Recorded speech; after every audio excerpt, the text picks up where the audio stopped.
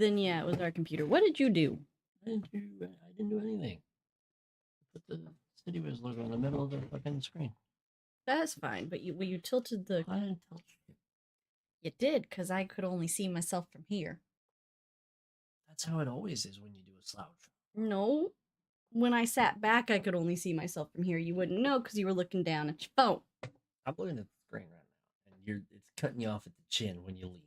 That you didn't see it because I fixed it when I put it here and I first sat back. You could only see me from here. I think you're going crazy. This is called gaslighting. Anyways, yeah. So when we get messages, it chimes. We found out a couple times ago what we didn't account for is that you all would be hearing the chimes from our desktop audio. That's on us.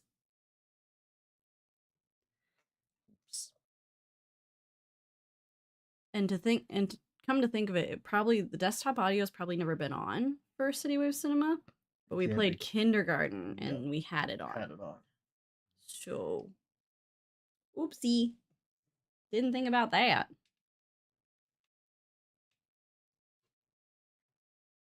I missed your stream because I was hanging out with America until about 11 o'clock last night, and then. To be fair, we were watching this movie. We were watching this movie in preparation for this podcast. So that's actually why he missed your stream. And then after that, I was playing my annual night of Rainbow Six with some of my buddies. We do it once a year. We will install Rainbow Six, play for one night, and uninstall. Y'all are weird. The game makes us malevolent and toxic and bad.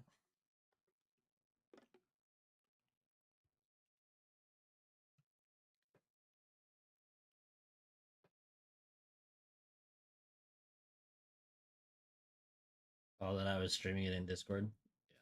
Yeah. One of our buddies has never played, so he wanted to know what it looked like.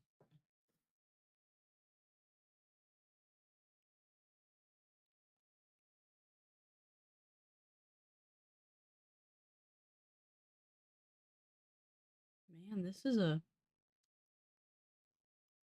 not a long plot description. Well, I mean, it's not a long movie. It's not true. It's 90 true. minutes. It's very short.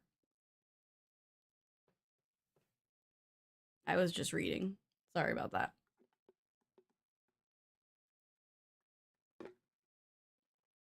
I don't know what to say. I'm concerned. I know we said it a couple times here in the past. I'm concerned this might genuinely be a one-off episode.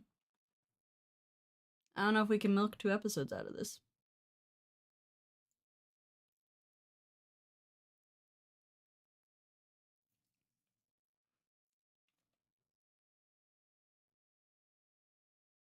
I only have 41 notes, y'all. It's a short movie, and unfortunately, spoiler alert, it wasn't trash. It wasn't like great, but it wasn't trash.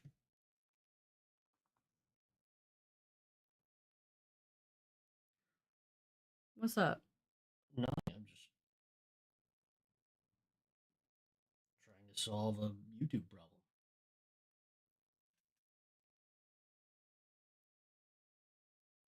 I don't know why.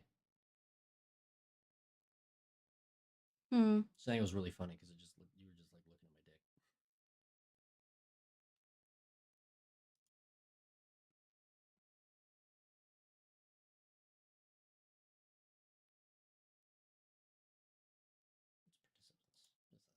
Just who's here.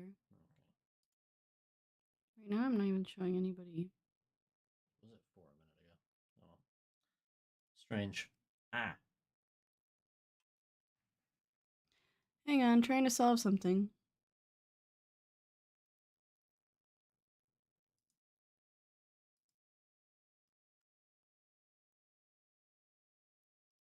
Yeah, there's not a single reason.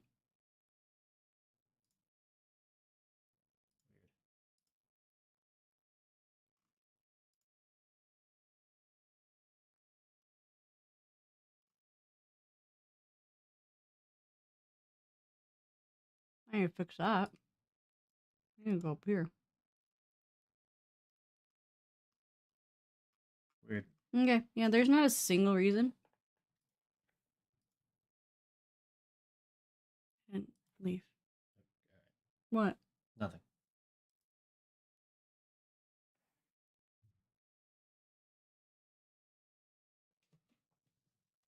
Someone's not able to comment in the stream for reasons, and so we were looking into that. But it is time to get started recording. And yeah. Can I fix that right now? What? No, I'll fix it later. Yeah, don't do it now. Okay. Alrighty. You ready? Ready? Okay. No? Yes? Maybe? I will wait till you're ready. I have 33 notes. I have 41. You missed my whole speech about how this might actually only be one episode. Alright, you ready? Yeah, we'll see what happens. Here we go.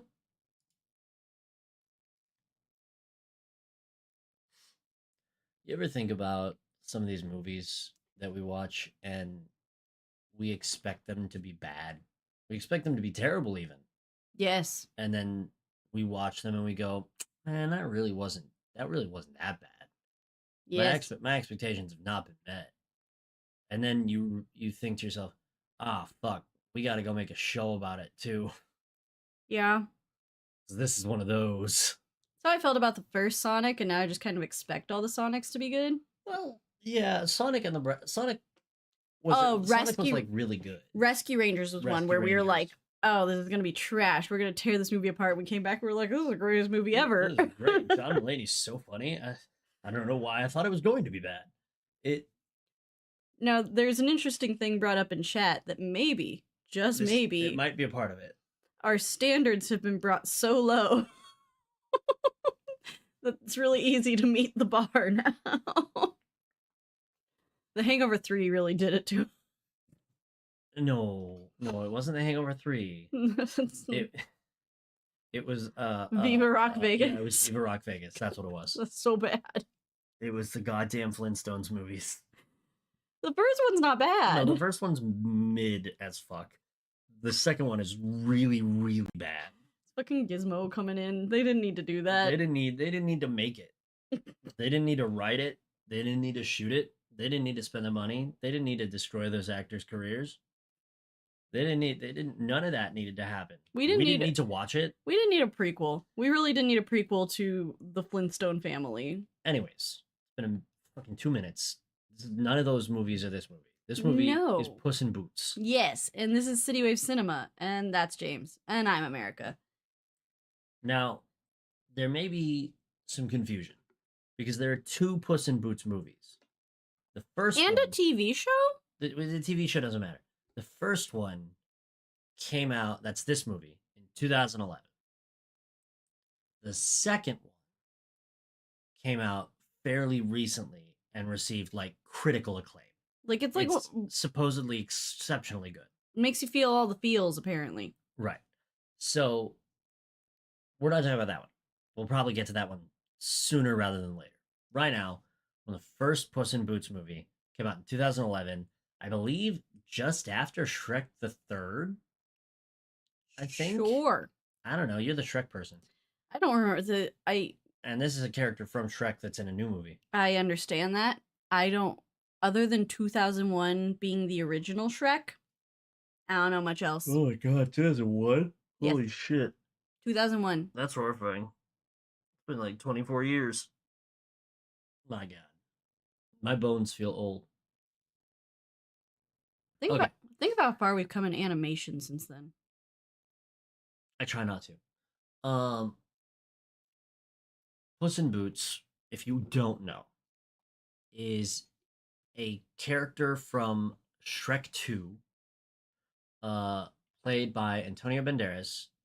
One of the best additions to the Shrek cast of any of the movies. Yes. Genuinely good character and voice acting performance. I believe he's in several more of the Shrek movies, and He's then in everyone but he's the in first one. he's in this Puss in Boots movie and the next one as well. Um, He's one of those characters that everyone loved so much they were like, well, if we were gonna do a spin-off, it's kind of like the Minions. yeah, They just and the penguins from Madagascar. yeah. DreamWorks is kind of actually, now that I'm saying all those, They make a bit side character that's so good. They're like, what if we made even more money off of this? yeah. Now, some preamble stuff about the movie. Uh, Fun fact: it debuted on a cruise ship in fall of 2011, of the late summer, early fall of 2011. 12 days later or so, maybe like 2 weeks later, it hits theaters. This movie had a budget of $130 million. Not half bad. This movie crushed the box office. $555 million pulled in from the box office. Okay. I had never seen it. I heard about it. I didn't care about it. Shrek the Third wasn't great. So probably was uninspired to go watch this movie. I really should double check to make sure that Shrek the Third came out before this movie before I just say that. I will. Maybe I just wasn't I was like, I will talk about it interested. before that. I have an issue yeah. with that thing that we just discussed of making spin-offs about side characters. Uh-huh. I really hate it. I don't care how good the movie is, it just kind of bugs me because it feels like a cash grab and it feels like you're milking things for more money than you need to be. Not DreamWorks related, when they did Sam and Cat on Nickelodeon and it was a spin-off of iCarly and Victorious. It's like why? It's like why? It just feels extra and you ruin a thing that was good. Well, I'll say this about this movie and the Penguins. Penguins of Madagascar did really well, and the show did really well, but that's because those characters, like the shows slash movies about those side characters, spent a long time in production. I was reading, I believe, of some IMDb trivia about Puss in Boots. This was apparently in like the works since before Shrek the Third. Like they worked on it for like 6.5 years, getting the story and everything fleshed out and good before they did the actual like performance and animation and all that. And the Penguins of Madagascar, I believe, is the same type of story where they took the character that was really beloved, the characters that were really beloved from the other Madagascar movies, and fleshed it out. It also helps that with the Penguins of Madagascar, the guy who wrote the Madagascar movies and also plays Skipper wrote the show and the movie for Penguins of Madagascar and continued to play the role. So it was all like still within the same house of production. I think Sam and Cat was not fleshed out at all. I think Nickelodeon was like, hey, people really like those two characters. What if we made a show with those two characters? And everyone was like, yeah. And then they did no more production work on it and made the show. That I hear you. I do. But of course it's going to do well because you already like guaranteed yourself that it was going to do well by using the most beloved characters from the original IP. So I guess to me it feels lazy. Instead of making something new or creating new characters that are beloved, we're just going to use the ones that we already have to make more money. It feels lazy. It feels like we're just it's the same thing. There's no Well, in defense of this movie, assuming what I read is correct, and they started production on this immediately after Shrek 2, then he was a brand new character, and they already had 2 movies of content about Shrek and Donkey and Fiona and all that from Shrek 1 and Shrek 2. That's 2 movies of content. and Puss was in Shrek 2. Right. So you have a movie with the character.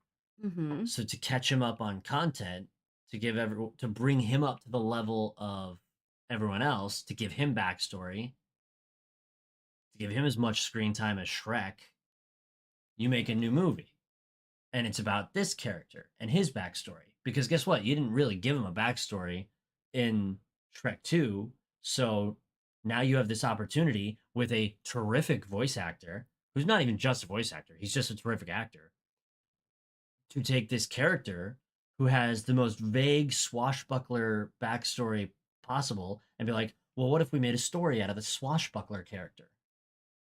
And then it was the same guys who worked on Shrek and Shrek 2. And they kept it within the same wheelhouse. And they wrote a story that isn't like terrific, but it is definitively a swashbuckler movie for kids. And is that lazy or is that like, hey, the kids really like this? What if we deliver that? Now, James, when I made the description of this episode, America is willing to admit that she is wrong. You were lying. I don't need you to do it like consistently throughout the entire episode. I was just talking about the thought that I was going to have, like, this movie was going to be trash. Sure. And that I was wrong. I don't need to add more to that. Well, stop being wrong. Anyway. I'm not even saying you're wrong. I'm making a few assumptions about the production of this movie and being like, I mean, just like you said, everyone fucking loved Puss in Boots from Shrek 2.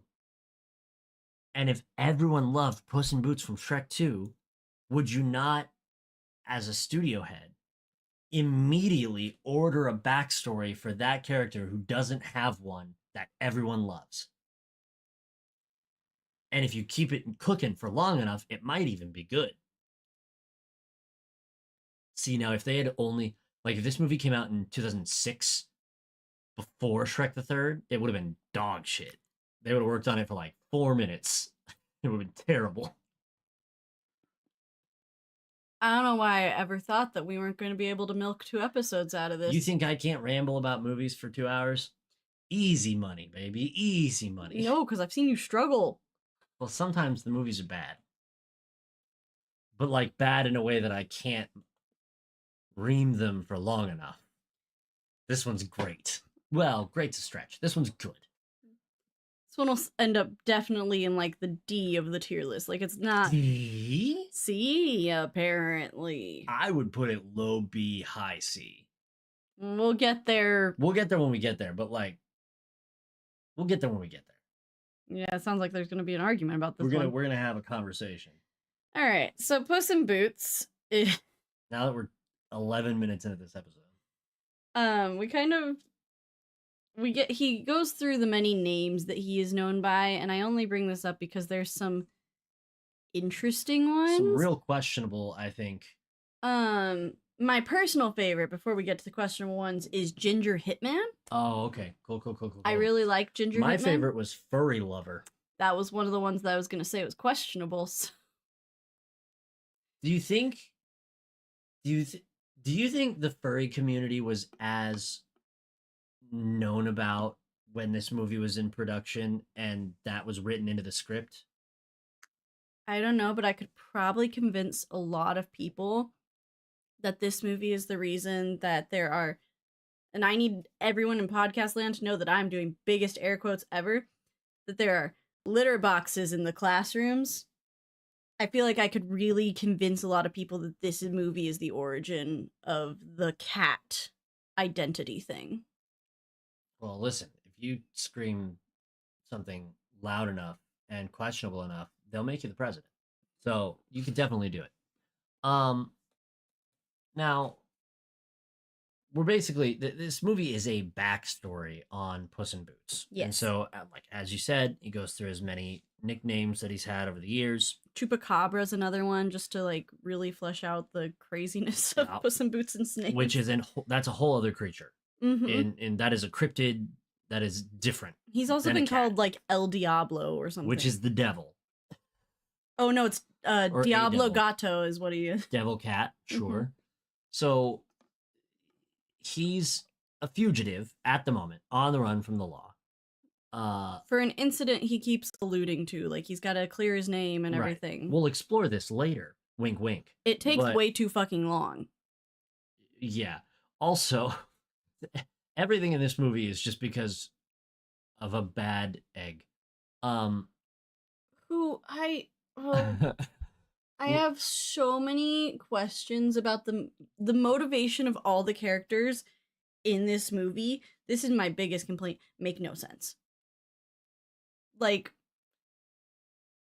yeah, this movie could not possibly get into the A tier because there's things that are just like, but why?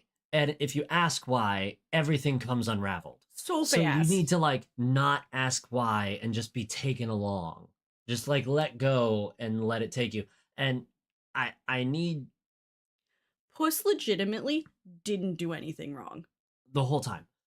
This movie is akin to Mask of Zorro, which they reference in this movie a billion times, which Because is because Puss in Boots is Zorro, and Puss in Zorro Boots is is- also played by Antonio yeah. Banderas, and so it like this movie is the 80s 90s swashbuckler film for children. You said that. Yes, but it's really, really important that we remember that it's the swashbucklers movie for children, because if you think it's not that, it's terrible. It's only good within the context of knowing what it is, and it doesn't take itself too seriously, That's true. which makes it okay for some of the things. Now, anyways, Puss is he arrives into town. Uh, Actually, he gets chased out of a house where he clearly fucked a cat. Yes, we do start. We do the DreamWorks thing where we allude to sex and poop and farts a lot, which is that's for the parents. Yeah, it's like not even like it's- subtle. No, it's not. It's very clear what has happened. He fucked that cat. Even like they It's almost say it. Like they it's may as well have said it. He fucked that cat. I'll say it. He fucked that cat. They had a very one night standish affair. Yes. So Puss gets chased out of this house, chased by the owner of the other cat. He escapes and he works his way around the town, gets to a tavern, bar, pub. What year is it? Who knows? The Spanish guards carry halberds and wear metal helmets. It's unclear. So he goes into this bar, gets served a shot of milk. Everyone is laughing at him and making fun of him. Because he's a cat. That is the only reason I can think of. There's I, no other reason. it's literally because he's a cat, because all their insults are around him being a cat. Right. But then the bartender serves him a shot glass of milk, which he asks for. And anyways, he ends up conversing with some of the bar patrons. And in a moment where I would normally bitch about everyone in the bar knows everything about everything, because every patron of the bar contributes to the conversation, which tells Puss in Boots what his like next objective is going to be. It's a kids movie, so why not have everyone know everything? I mean, it's really easy to know everything when a guy has expositional tattoos that is Yes, just it is. in your patron. So Puss is looking for his next score. He is a criminal question mark. He's an outlaw. He's an There's outlaw. wanted posters that say outlaw. Wanted for 500 monies. So he's just trying to get information on where he can get his next big score.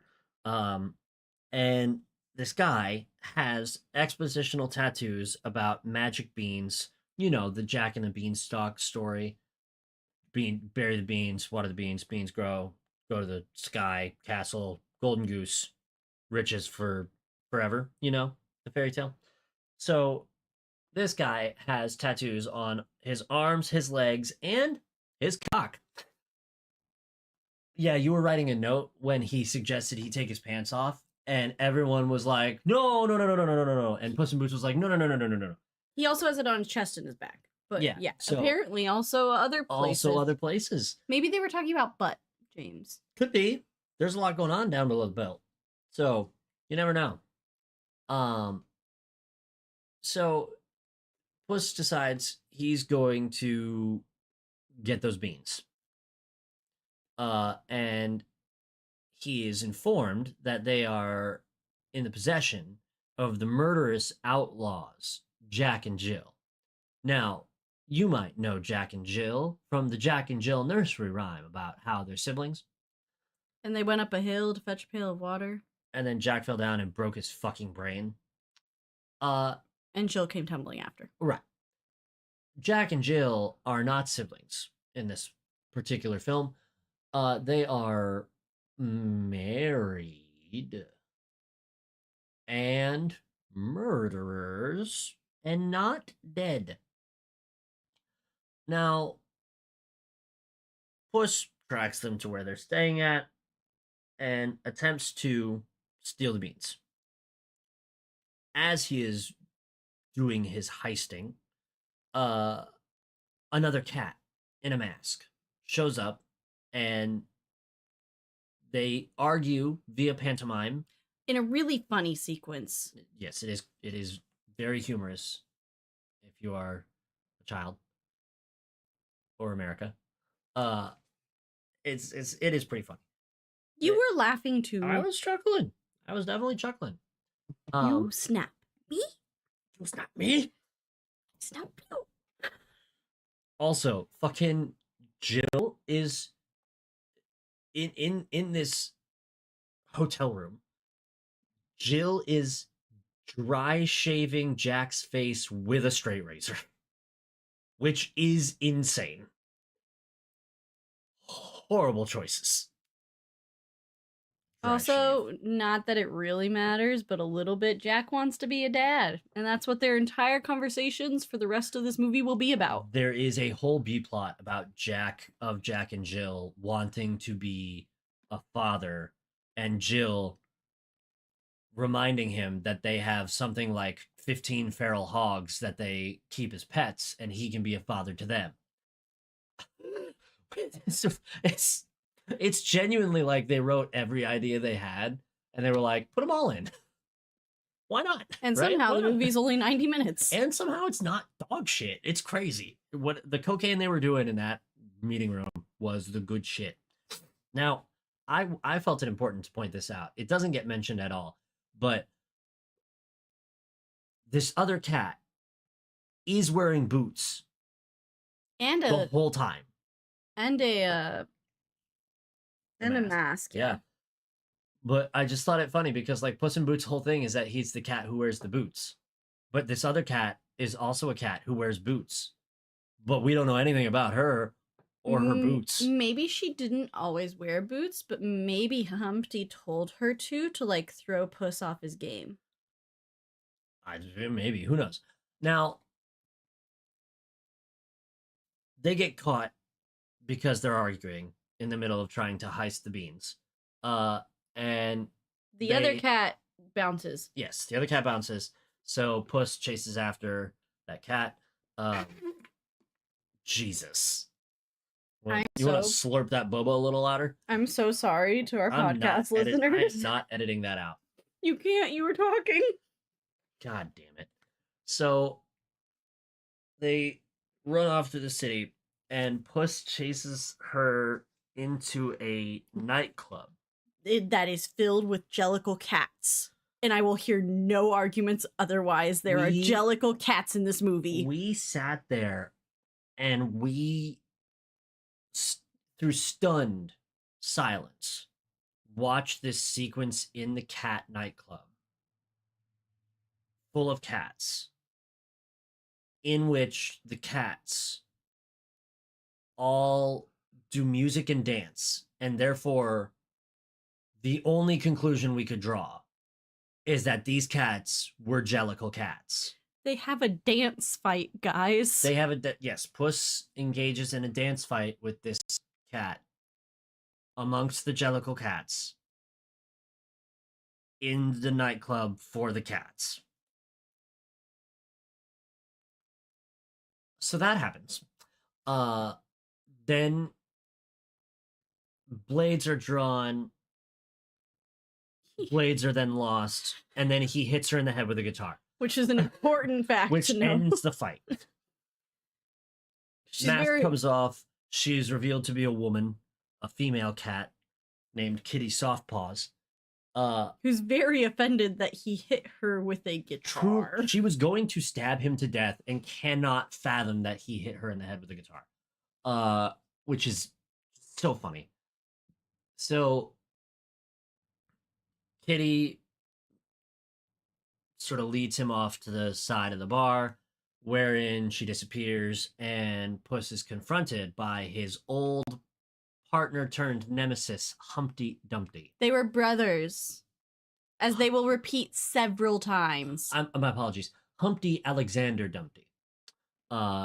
This is a talking egg, and you might confuse him with Jumba from the new live-action Lilo and Stitch, for it is Zach Galifianakis doing the voice of Zach Galifianakis. Mm-hmm. Listen, I love Zach Galifianakis. He's very funny. Very funny.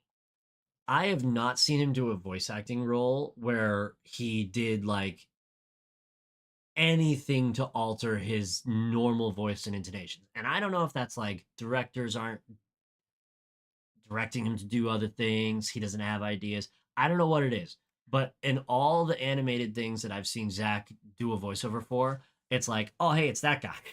I mean, some people are just hired because of that, though. Like, It's true. You have John Goodman's one who does not change his voice when he voice acts. Yep. Gilbert Gottfried was like that while he was alive. Rest in peace. The guy who he plays Raymond's brother, and everybody loves Raymond. Oh yes, I know who you're talking about. I don't know his name, but I know who you're talking Oh about. my god, it's gonna drive me crazy. I'm looking. Hold on. Because he's a well-known actor, and he does so much voice acting, but he's literally only picked because his voice. Brad Garrett. His voice sounds like that. So Brad Garrett's voice is so good. Another one is John Ratzenberger. Yep.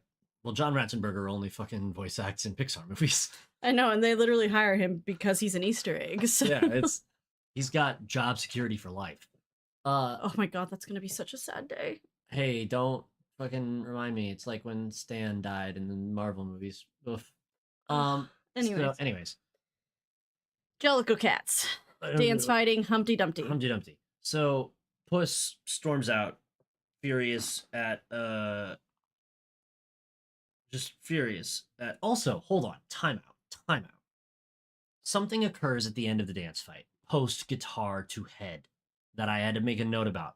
Because it only happens the one time in the movie, and it doesn't happen in any of the Shrek movies that I'm aware of. And I saw it and I was like, this is some new lore about the character that I did not know. During the fight, when Puss gets disarmed and his sword gets stuck up in the roof, he does a little wiggle with his boots and the sword flies down to him with force. And he either catches it and puts it in his belt, or it flies directly into his belt. And I saw that happen and I went, that's fucking crazy. You mean to tell me he's got magic sword and belt?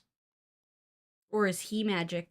Because there's something else he does at the end of the movie and I can't remember what, but I'm like, does Puss just have magic powers that we are unaware of? He has 15 lives. Who knows? We may find out more in the next Puss in Boots movie. Yeah, maybe there's more lore. Maybe he does have magic. There might be more. There might be lore we don't know about right now. So we'll have to see. So anyways, back to the plot. I need to throw in here too that as far as upsetting animations to look at, because we've been talking about that a lot as of late. Mm-hmm.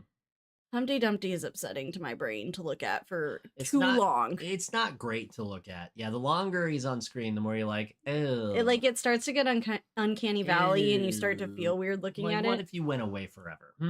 Yeah, so that's my one thing on that I had to mention is like the egg's not pretty to look at all. So Puss storms off. Yeah. Humpty sends Kitty after him, which if this was like a movie for adults, you'd be like, well, that's like the most on the nose foreshadowing of all time. I mean, they make it pretty clear that they are doing something They're in cahoots. behind Puss's back. But at the same time, I think like the target audience for this movie is between the ages of like 8 and 15.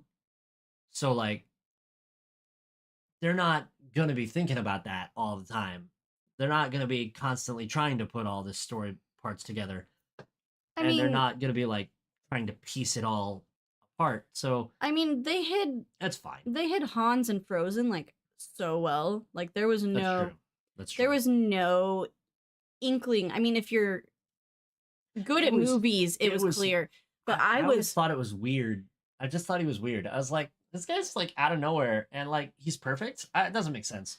I felt like they were just gonna do something where she turns him down eventually or something, because instead of marrying a person she just met. And then he stabbed that bitch. And then he was the bad guy, and that completely threw me. This one was not like that. They were like, no, Humpty was like looking at like her every time she got too involved with Puss and was like, stop it. Like, it was very clear that they were doing some shady business dealings. Right. So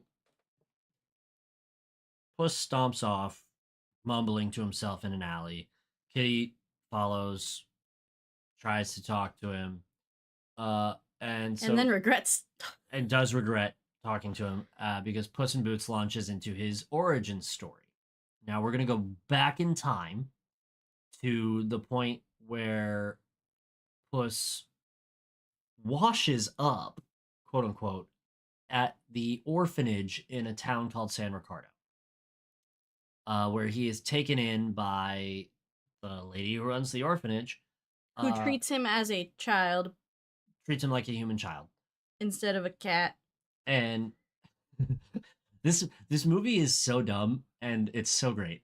I just think about when Puss finally talks to Humpty Dumpty and he's got like 40-year-old Antonio Banderas' voice as like a child. It's hilarious. Well, yeah, Humpty Dumpty is also at the orphanage, and Humpty Dumpty as a child has 30-year-old Zach Galifianakis' voice. It's so stupid.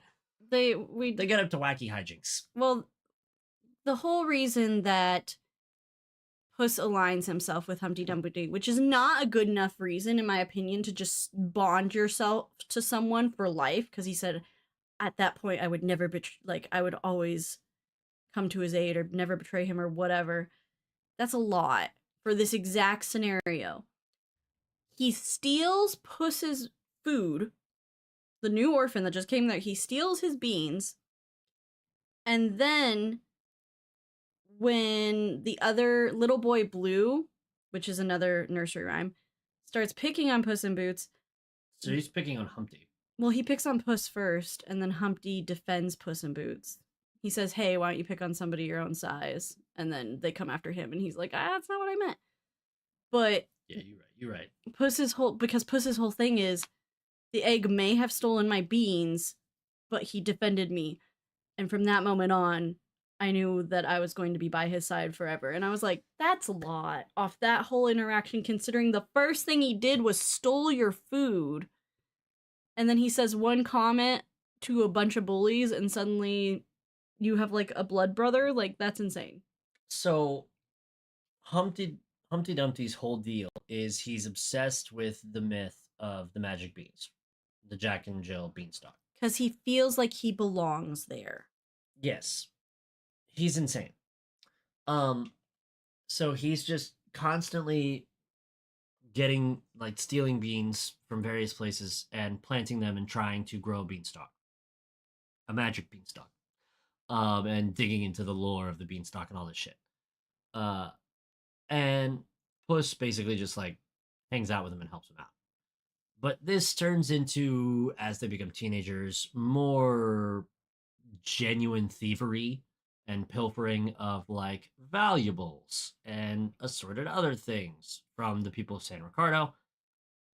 To the point where the city guard are like actively watching out for Puss and Humpty to steal shit. It's like one more time and they're going to go to prison pretty much. And yeah, they're like last warning. They got admonished by their mom, which kind of it turns Puss away from doing crime. He's like, yeah, all right, we've been fucking around. all done with that. And Humpty keeps trying to get him to do like more crime. And then at one point there's I don't remember the exact situation that happens that gets Puss to like become a hero, like because he rescues that old woman, but I can't remember from what. Oh, the bull Oh, got yeah, loose. yeah, because they're up on the roof and Humpty throws a rock and it hits. He's just mad, so he Yeah. throws a rock and it hits the locking pin Yep. on the cage that this bull is in. This bull charges through the town. Puss sees that the bull is going to run over an old lady, so he leaps into action, grabs the bull's horn, and basically judo throws the bull. Everyone goes, he saved the guard captain's mother, including the bull and the guard captain and the guard captain's mother. And then he is then lauded as a hero, and Humpty feels mad about it. He's also, that's when he's awarded his boots. Yes, that is when, yes, they give him his boots. And then Humpty just keeps trying to get Puss to do more crime, and Puss is like, no, no, no, we're better than that. We're better than that. And then one night, Puss gets tricked by Humpty into becoming an accomplice to robbing the bank of San Ricardo. And Humpty Dumpty basically gets Puss to bail him out of the bank robbery. This results in them making a wild dash from the town, crashing the wagon full of gold off the bridge that leads into San Ricardo, losing everyone's money, and Humpty gets stuck on his back because he's an egg, so he can't like roll onto his feet real good. And Puss is so mad at him that when Humpty goes, "Save me," he goes, "Save yourself," and jumps off the bridge. That was pretty good. And Puss basically becomes a drifter from then on. These are the motivations that these characters will carry for the rest of this movie. Yes. Is that Humpty betrayed Puss by getting him involved in a crime he didn't want to be involved in, and Puss betrayed Humpty by letting him get caught. Yeah, by letting him get caught. For the crime that he was committing. That Puss did not commit. That's the whole thing. So anyways. Yeah. So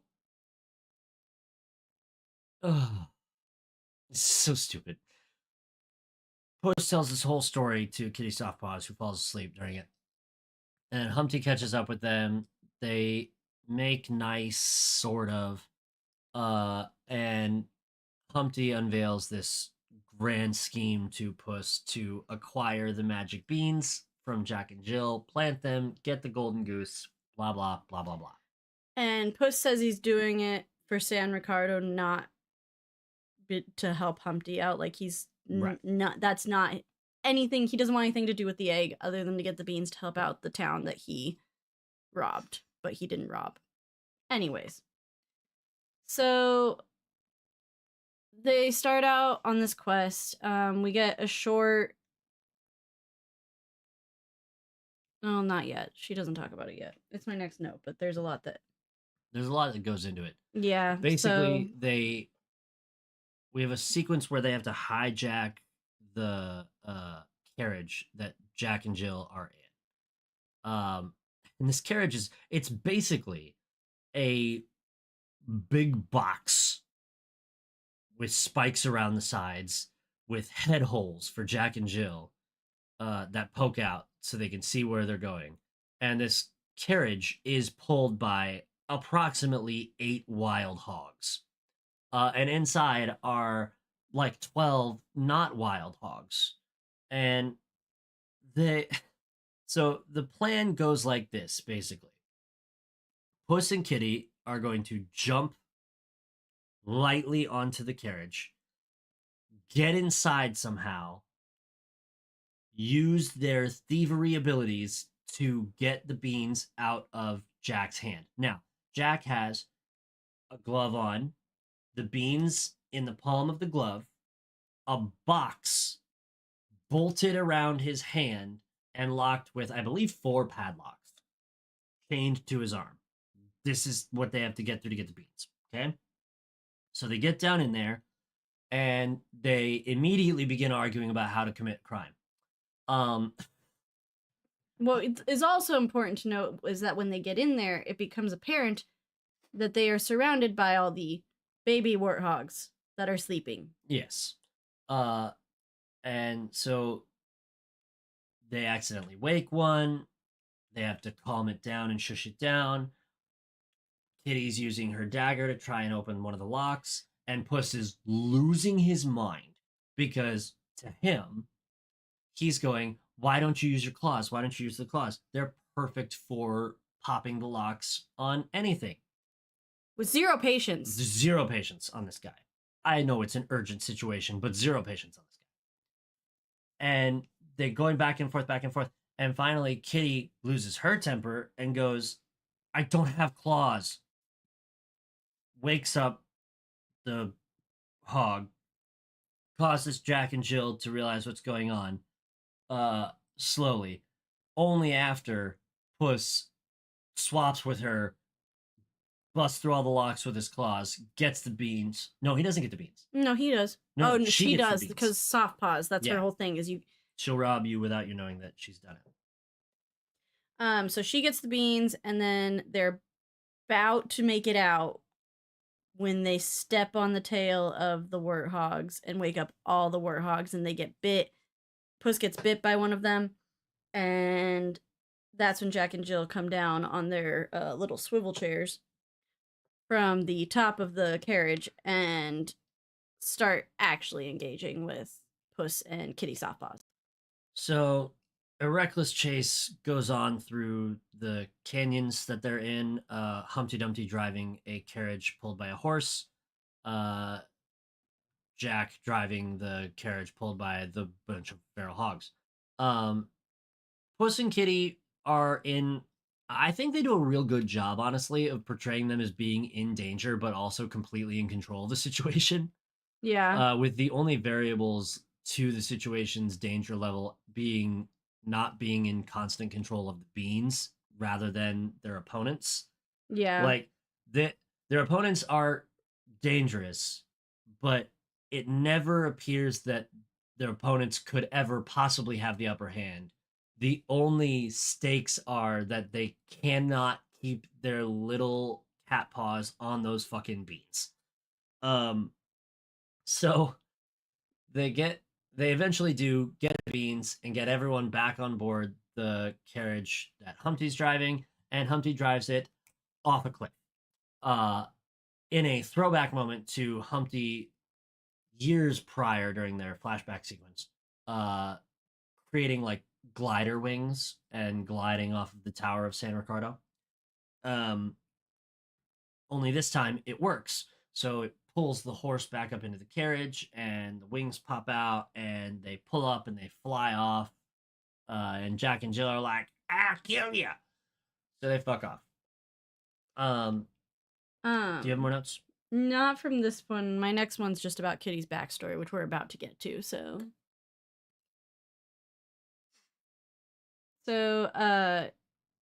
they continue on their little trek to go to the location, because apparently there's a very specific location in which the magic beans have to be planted in order for them to grow the magic bean stalk.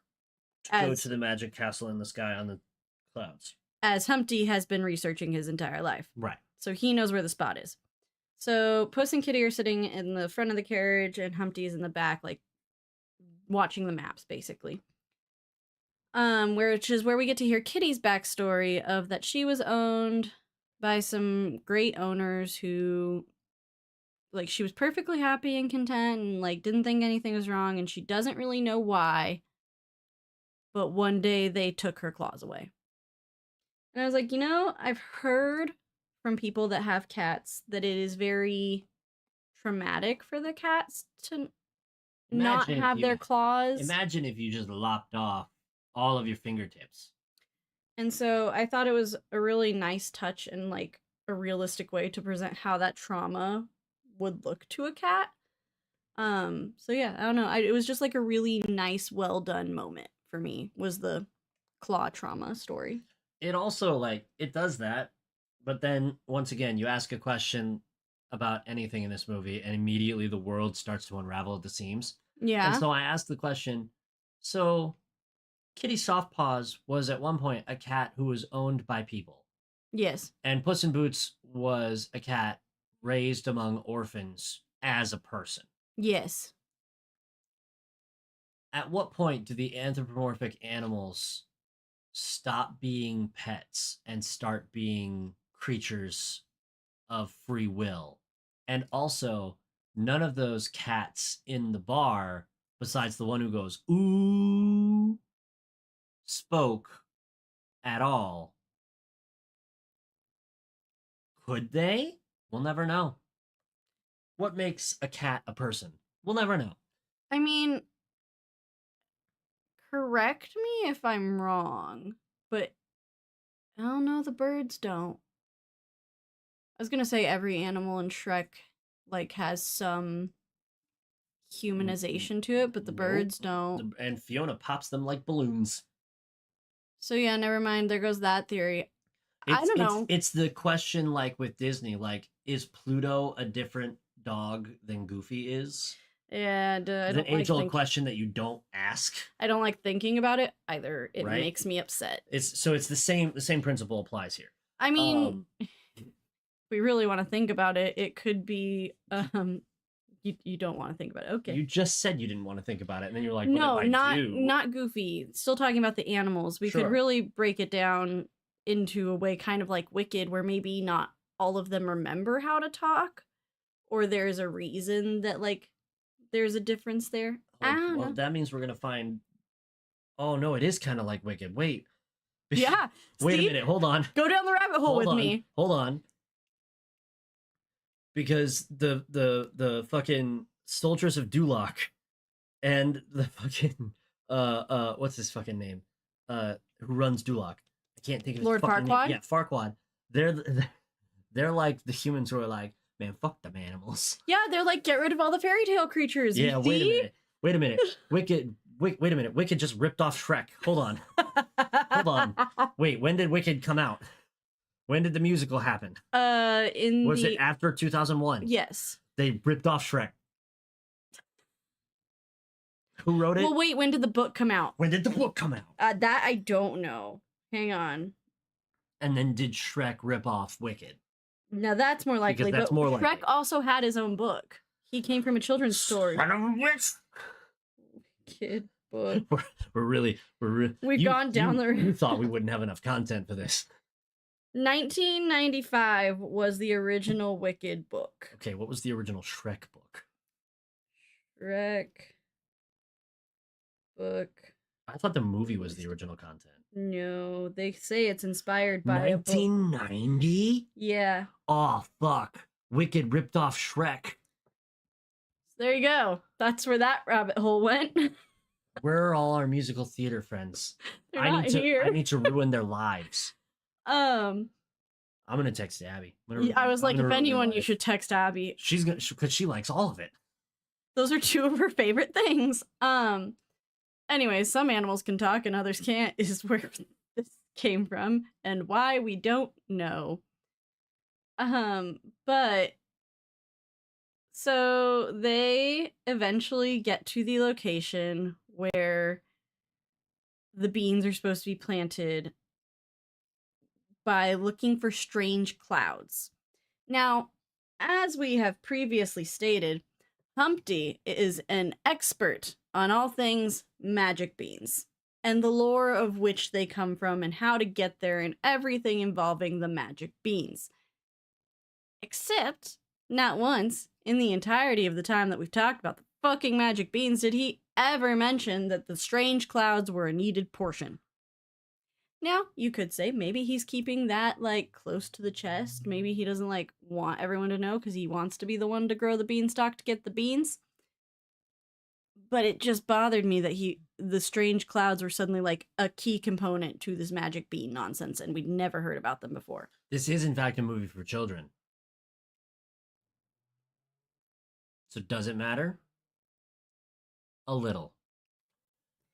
Anyways, they get to the X marks the spot, plant the beans, water the beans, beanstalk go hard.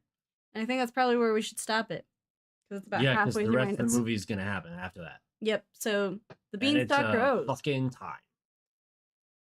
A little It bit. actually goes really fast after this. Yeah. Like we work through the meat of the movie here. My other big issue with this movie, like my other like largest big scale issue of this movie will come up in the next part too. So, you're going to want to stay tuned for that. Alrighty, y'all. We have some new movies for you. It will not be the same schlob that you've been voting on. It'll be new schlong. It really will. New garbage. Puss in Boots. Part 1. Okay. So, we have for you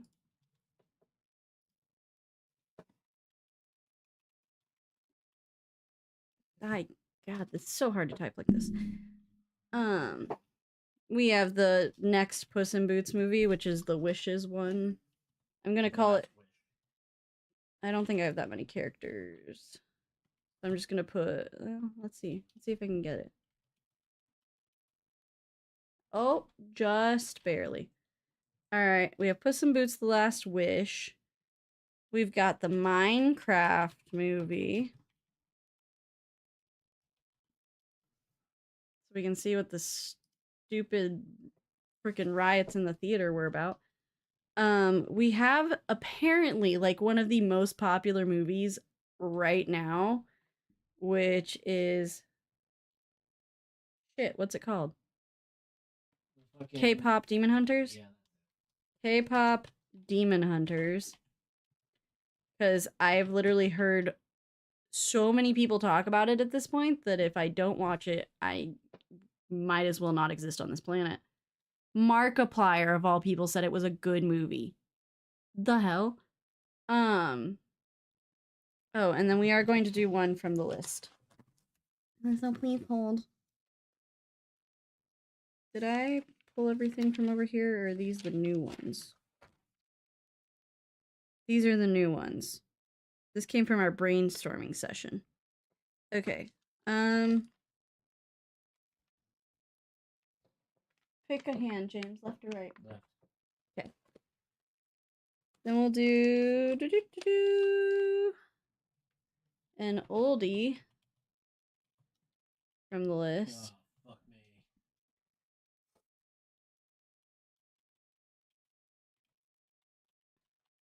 It's the only other one that matters. All right. Go. We will be right back.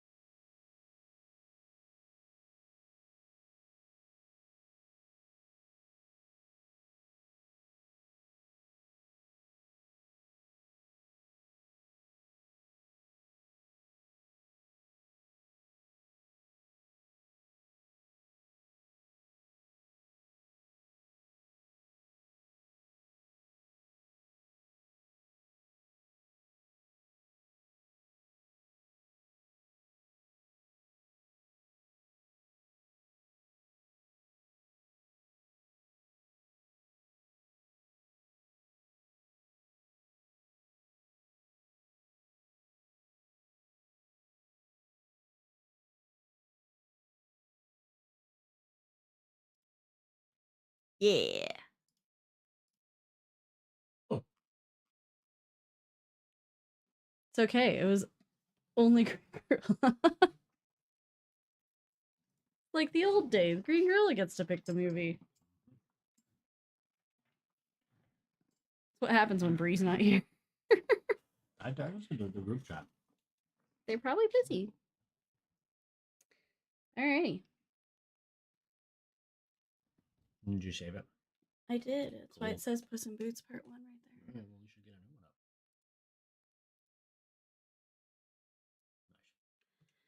one up. Okay. Any orders of business before we get going here? Anything you want to say? Anything you want to contribute? I hate you all. That's not true. I'm a bad liar. I love you all. Bring It On, All or Nothing is next time. Yay. I love that movie, so I'm very excited. I like that one more than the original one. Hot take. What if we do the cheerleading competition movie again, but this time it'll be different? I mean, a little bit, cause instead of doing a cheerleading routine for the whole movie, only to do a cheerleading routine at the climax of the movie, are they going to do a different cheerleading routine through the whole movie and then finish it by doing a cheerleading routine at the end of the movie? well, instead of the like super preppy white school going up against the Up against the poor ghetto kids? the preppy white girl has to go to the other school and be a part of their cheer team. So it's different.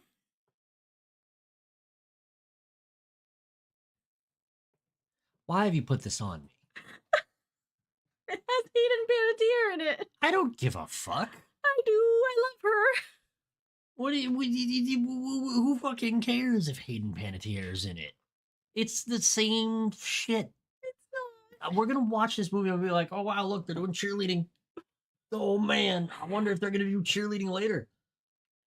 Oh, wait, get this. I bet you in the third act, I bet you they're gonna do big cheerleading. Guess what? I bet you it's gonna be cheerleading, but it's like big. The It's gonna be movie. cheerleading, only it's like there's gonna be lots of it. Like enormous amounts of cheerleading. The Like movie. tall cheerleading. The movie isn't Like, even why? about winning a cheer competition. But do they do cheerleading for every act? And the end of the movie is about cheerleading? No, because at the end of the movie, they are doing something else. Gymnastics? Dance? Gay gymnastics? You can't say that. No, clearly it's a joke.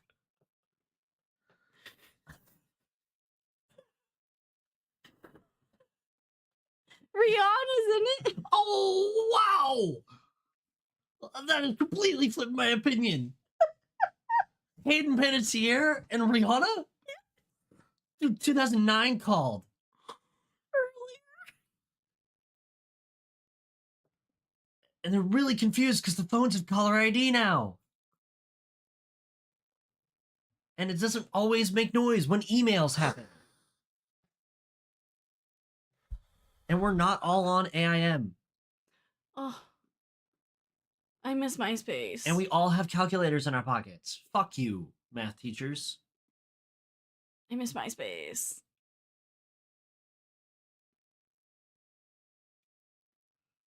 It's a good Dance? movie. Dance? It's a good movie. It's not even a movie.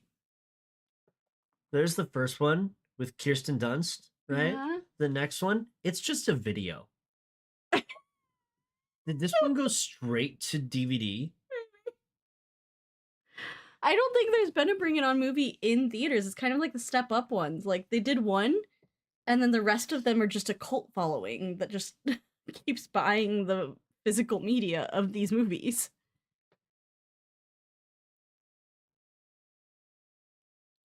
Bring It On made $90 million worldwide at the box office. Okay. Bring It On All or Nothing was released to DVD. Yes, I said that.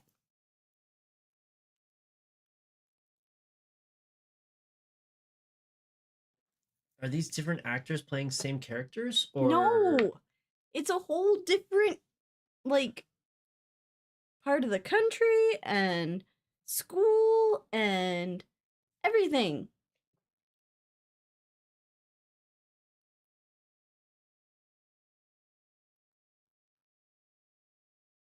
Alrighty, so Puss in Boots.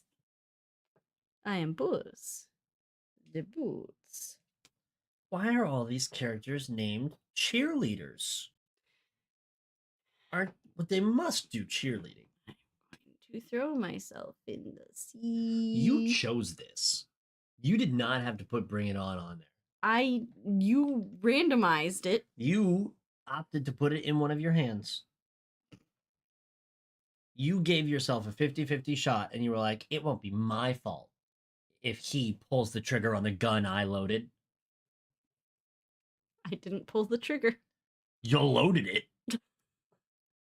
You get a manslaughter charge minimum. Why is our camera not focusing?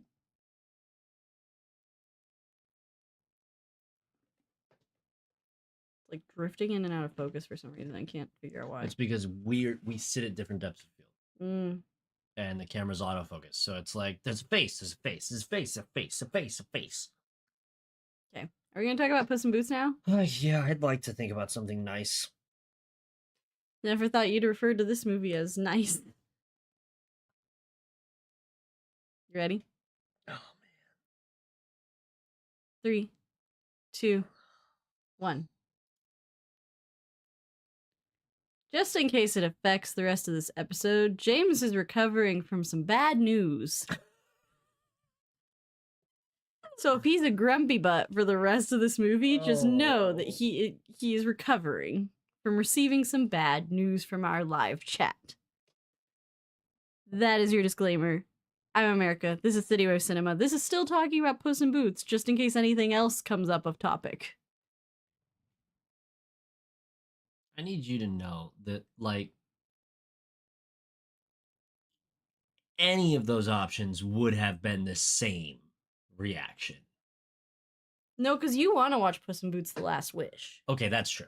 I do want to watch that movie. Now that I've watched this movie and determined that it is good. So 3 out of the 4 were going to result in this demeanor that I have acquired. Now, let's go back to... Okay, if you had to choose, though, top option or bottom option? Bottom option. At least it's fucking relevant. Okay, that's fair. That's fair. That is fair. That is fair. If you're going to show me a dog shit ass movie, at least let it be from this half of the century. Half the century? It's not been 50 years. At least let it be from, like, this decade.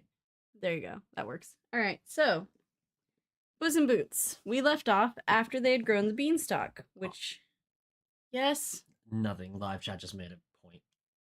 A very crucial and important point about the analytics of our episodes. You know, that makes sense. He's not wrong. All right.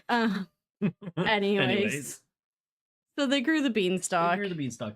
Now, I have some fucking problems about this beanstalk business. I have one too, Okay, and it's only one. You first, because I have a lot. When the beanstalk grows, there is a thing that has started happening in this movie that you don't really pay attention to until this moment, or more importantly, it doesn't bother you because it's feasible until this moment. Puss is constantly losing his hat. And every other time, like, Kitty Softpaws has grabbed it, thrown it on his head, or he's, like, picked it up off the ground later, in this one, it falls off as they're accelerating at, like, high speeds up in the air on this beanstalk.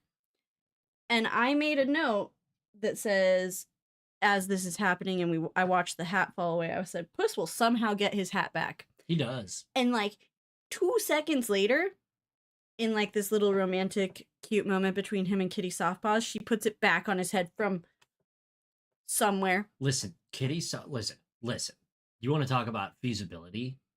More than one time, Kitty Softpaws steals Puss in Boots' boots while he's standing up inside of them, and he does not notice. You want to talk about fucking feasibility?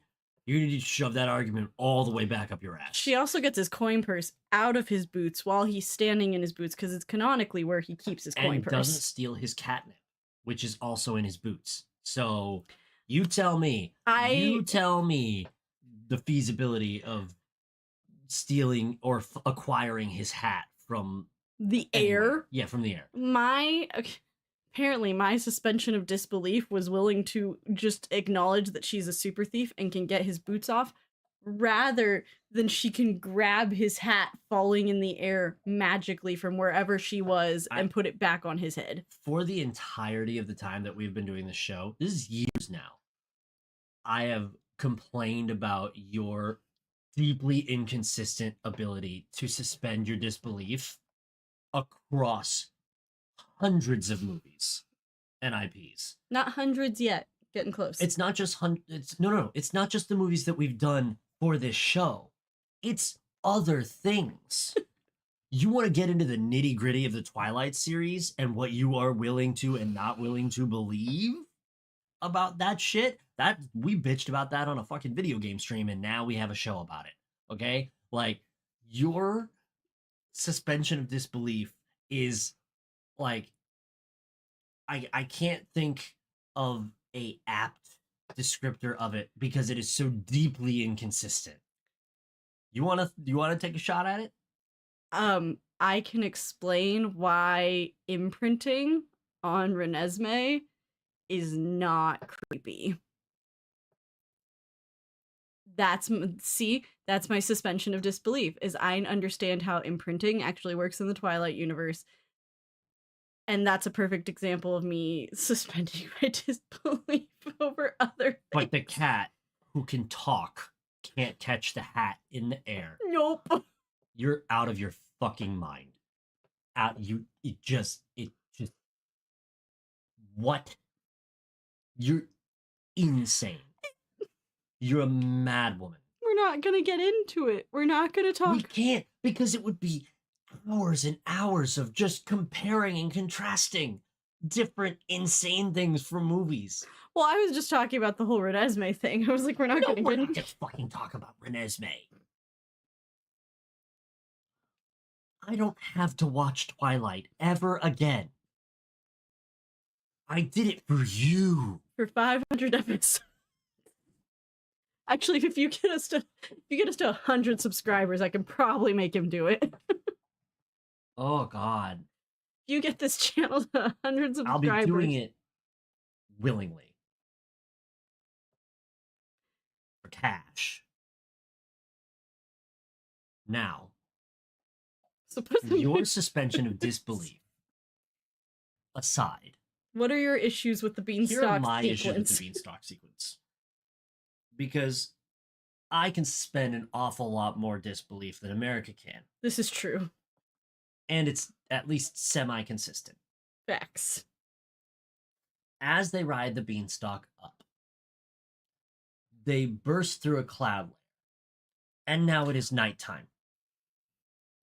It was the middle of the day when they planted the beans and the beanstalk started to grow. Above the clouds, now it is nighttime. No. You had your time. You had your time. It's mine now. My time. My time now. You got to comment on my crazy thoughts. Yeah, because they were dumb and wrong. It's a magic fucking beanstalk that creates a portal to the world of giants, and you're gonna nitpick what you have to travel to? At what point do you see a portal? You see the night sky, you see the aurora borealis, which apparently could be exists. A portal. Okay.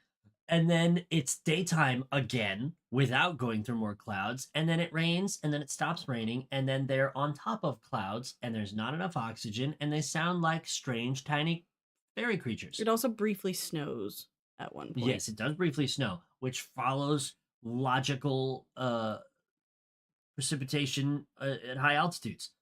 And then we just were like, we had that brief moment with logic, and then we were like, fuck it, it's gone. Giants in the sky. and then they can stand on clouds, which is a thing you can't do in real life. But it's a fairy tale, so like you can because it's a fairy tale. What are your You can other catch a fucking hat, you psycho. What are the other complaints about the beanstalk sequence, James? Well, that's the whole beanstalk sequence. Okay, Is you you said go up through the clouds and then it's nighttime. Problem. Then it's no longer nighttime. New problem. Then there's the aurora. Why? Not really a problem, but just like why? That's almost exclusively at the poles. But it's a fairy tale, so like fuck it, right? It's for kids. Who gives a shit? You do. I do. Um, so they travel all the way up, and then they romp about on top of the clouds for a little bit. And for this 3 minute sequence of time, everyone's going to talk like they're full of helium. Because the oxygen's too thin up there. Right now, this is another instance in the movie where you think to yourself, "Man, they just took they had their 2 or 3 brainstorming sessions where they were like, let's do ideas for the movie." And then they wrote up down all the ideas and then they were like, I bet you we could put all of that in the movie. And one of those ideas was when they get up there, what if the oxygen's too low? And so the air's too thin. And so they sound like they just sucked on helium balloons. And everyone was like, I think it'd be pretty funny if we got our incredibly talented actors, Antonio Banderas, Salma Hayek, and Zach Galifianakis, to sound like they sucked on helium. I think that'd be pretty funny. And so they did that. And it has no payoff other than that. So they fuck about on top of the clouds, and then they reach the castle. Now, the way they get there is via magical, consistent moving clouds, like you're in a Mario video game, which America did not have trouble believing. But boy, that hat falls one more time. It will. I'm going to end it all. It will, and I will. No. Can't say that. I didn't say what I was going to end. Just it All. all. All of it. Whole world. Jesus. So they get in there, into the castle. Once they get in there, Humpty reveals a very interesting and problematic fact to Puss in Boots. And it is that, allegedly, the giants all died a long time ago. This doesn't impact the story, but it is a clear indicator to those of us who are like have fully developed brains that like Humpty has clearly not been telling Puss everything that's going on and is likely up to some shit. Puss does not get the memo. They managed to avoid the quote unquote great terror. What this is Mama Goose. They then find a baby chick gosling who is bright yellow, the quote unquote golden goose. And this golden goose has just been shitting out eggs like gangbusters. Boatloads of fucking eggs. It should also be mentioned, because it won't matter for the rest of the movie, and that's the problem, that the eggs that the golden goose poops out are very heavy. I mean, it only really matters in that they Well, they work their way around that problem for the rest of the movie, but in this sequence actually Puss asks, how are we going to get all this down? well, my issue Because is they can't lift them. my issue is later when, like, right after this, when they're like dancing around the campfire and just like tossing them. I'm like, guess they're not heavy anymore. Were they doing that? Yes, because you mentioned. Oh, did I? You're like, I guess those aren't heavy anymore. I didn't make a note about it. That's the reason I mentioned it, is because I was like, oh wait, yeah, the eggs are supposed to be heavy. So yeah, the eggs are very heavy. So instead of stealing the eggs, they steal the golden goose. And I made my note about it, and I said, this kidnapping can't possibly have consequences. This kidnapping will in fact have consequences of dire straits.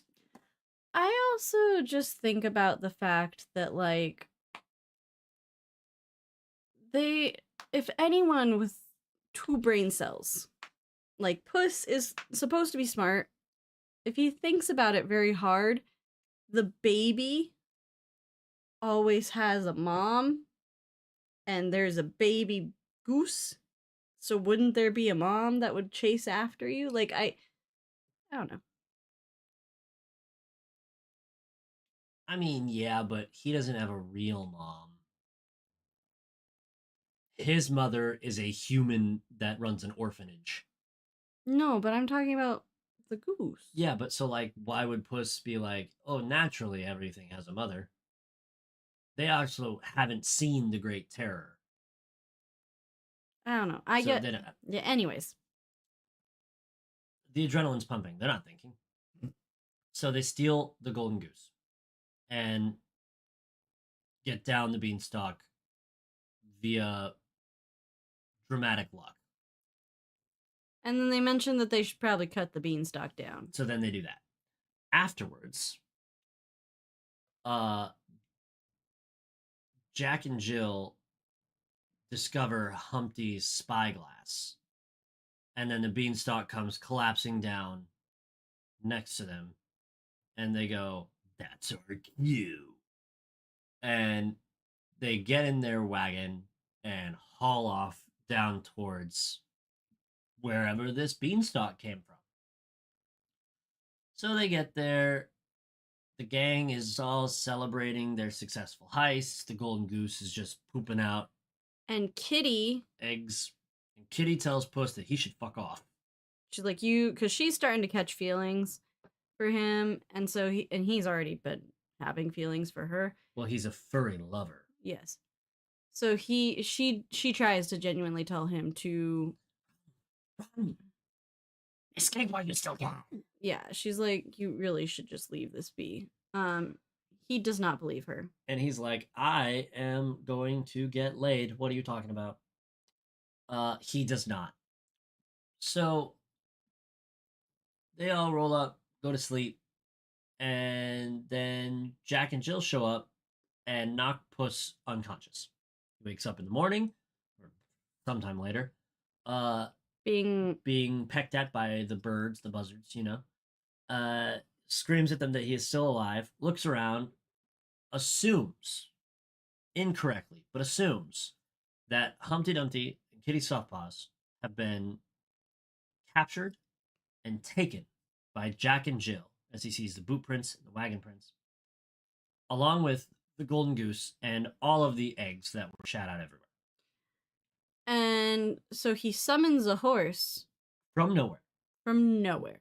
You want to talk about suspension of disbelief. Oh, I know. He acquires a horse between scenes. I just wrote sudden horse. Now, it is the same horse that is pulling the carriage that Humpty is driving at one point, but like we didn't see it. We've been led to believe that he was brought to a secondary location because there's none of the other things that were around him when he got knocked out. Oh, is that what you thought? That's what I thought. And so I thought it just looked like they just cleaned everything up and left him there. Oh no, it looked like because there was like rocks in that place that Kitty was gonna go stay, and when he wakes up, he's like in the middle of just sand. Oh, I just assumed that was lazy. Okay, I thought he was put somewhere else, and they. Hey, you know what?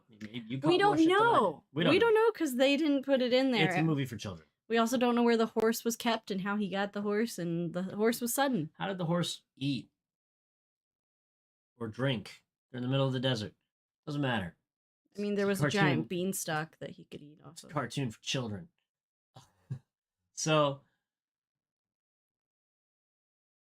he tracks the wagon's tracks all the way back to San Ricardo, where he stalks Jack and Jill and discovers that the kidnapping was staged. It is not a kidnapping. Jack, Jill, Kitty all work for Humpty.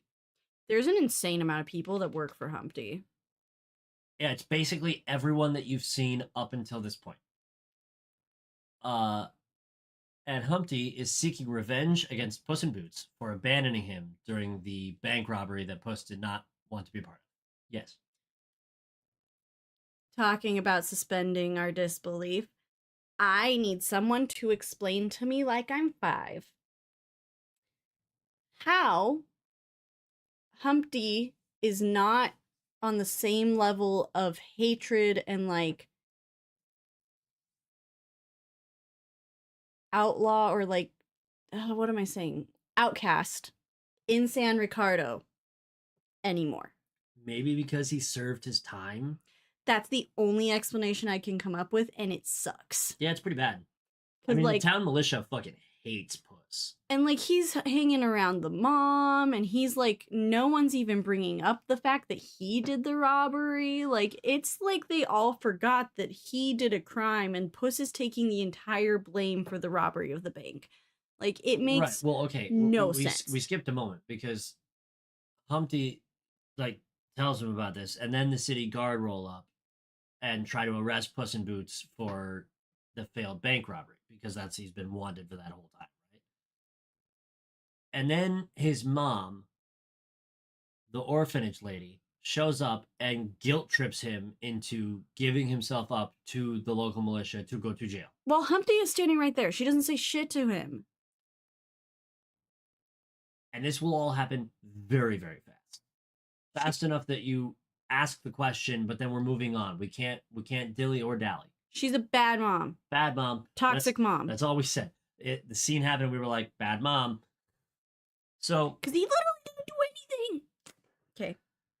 He also doesn't deny anything. He doesn't stand up for himself at all. Ever.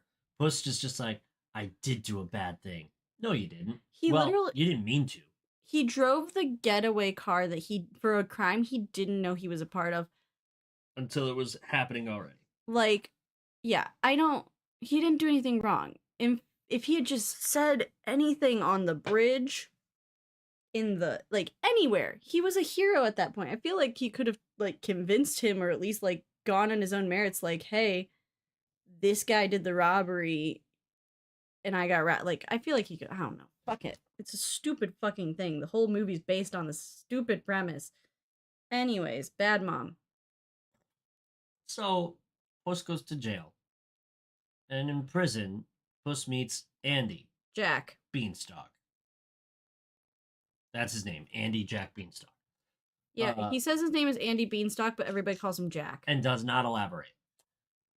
Which is just the perfect DreamWorks joke. Because it's such just a good Shrek joke. It's just saying an insane thing and moving on immediately and not addressing it at all. And no one questions it either. That I'm fine with. Sure. You're out of your mind. So Jack reveals that while Humpty was in jail in San Ricardo, he stole the beans from Jack while they shared a cell. He also warns Puss in Boots that the Great Terror is the Golden Goose's mother, and the Great Terror, the Mama Goose, will basically destroy everything in the world to get her baby back. It is also important to note that the Golden Goose is like a normal-sized chick in comparison to like the other characters. I guess it's a little bigger because it rides on their shoulders. It is hip height on a human. Yes, it's like because it is as tall as Humpty Dumpty. Ooh, true. Okay, never mind then. I was gonna say that the golden, like the Great Terror, is large. The chick would stand up to your chest. Okay, never mind then. Which means those eggs are the size of your head. Yeah, they should be heavy. I also have an issue with the eggs, but I'll wait till the end of the movie to talk about it. So, anyways, Puss learns all this stuff and learns that the whole plan that Humpty Dumpty is executing is not just to have Puss go to jail, but to have the Great Terror destroy San Ricardo because Humpty feels that he was betrayed and let down by the town itself, which is insane because he stole all the gold from the town. It makes more sense that he'd be mad at the town for like turning on him and imprisoning him from being his home than it does for him to be mad at Puss. Like, none of the characters have a single good reason to do any of the things they do, which makes it the perfect swashbuckling movie for children. because it's a grand adventure on a whim. So Kitty shows up and rescues Puss from prison and apologizes and reveals the feelings that we all knew she had for Puss in Boots. Puss locates Humpty and convinces him through 4.5 lines of dialogue to abandon his plan of vengeance against San Ricardo to save San Ricardo from destruction, uh, effectively completely 180ing Humpty's whole plan. Yes, Mary. He does this by saying a line, show me that there's still being the key word, a good egg in there. And I was like, There hasn't been a good egg the whole time. He's been a bad guy the whole time. The very first action he did on screen was steal Puss in Boots' food, his first meal as an orphan. He has not been a good egg the whole movie. He's a bad guy the whole time. I don't know where Puss gets off on calling him like a good egg. I was like, show me when. Citation needed, because like citation needed. What the fuck? No. He's a bad egg. Yeah, it's one of those times where you're like, it's a movie for kids, it's a movie for kids, it's a movie for kids. It doesn't have a lesson. It's just a silly, crazy, swashbuckling movie for kids. It's dumb, and it's not supposed to make perfect sense. It's a movie for kids. They definitely did cocaine while they wrote it. It's a movie for kids. So, anyways. They use the Gosling as bait to lure the Great Terror away from the town. They also thwart Jack and Jill's attempt to steal the Gosling during the chase, as Jack and Jill will attempt to betray Humpty Dumpty in what is like the third or fourth, maybe even fifth betrayal of the movie. Everybody be backstabbing everybody. As they approach the bridge, we come full circle. The wagon tips and crashes. The Great Terror Goose is too big and destroys the bridge and becomes trapped under part of the bridge. A rope gets tangled around the Gosling and in a safe way. It's not hurt. Yeah, it's not hurting it. And not around Humpty. Humpty's got one end of the rope. Puss is in between. Holding the rope. Is it 2 ropes? Maybe it's 2 ropes. He's got the Gosling and he's got Humpty. Yeah, it's 2 ropes. Sorry.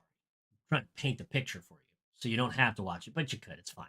So he's got both ropes, and he's having this conversation with Humpty about how he's going to, through some protagonist powers, save them both. Now, it's worth pointing out, it's not like he's slipping. They're not in, like, imminent danger.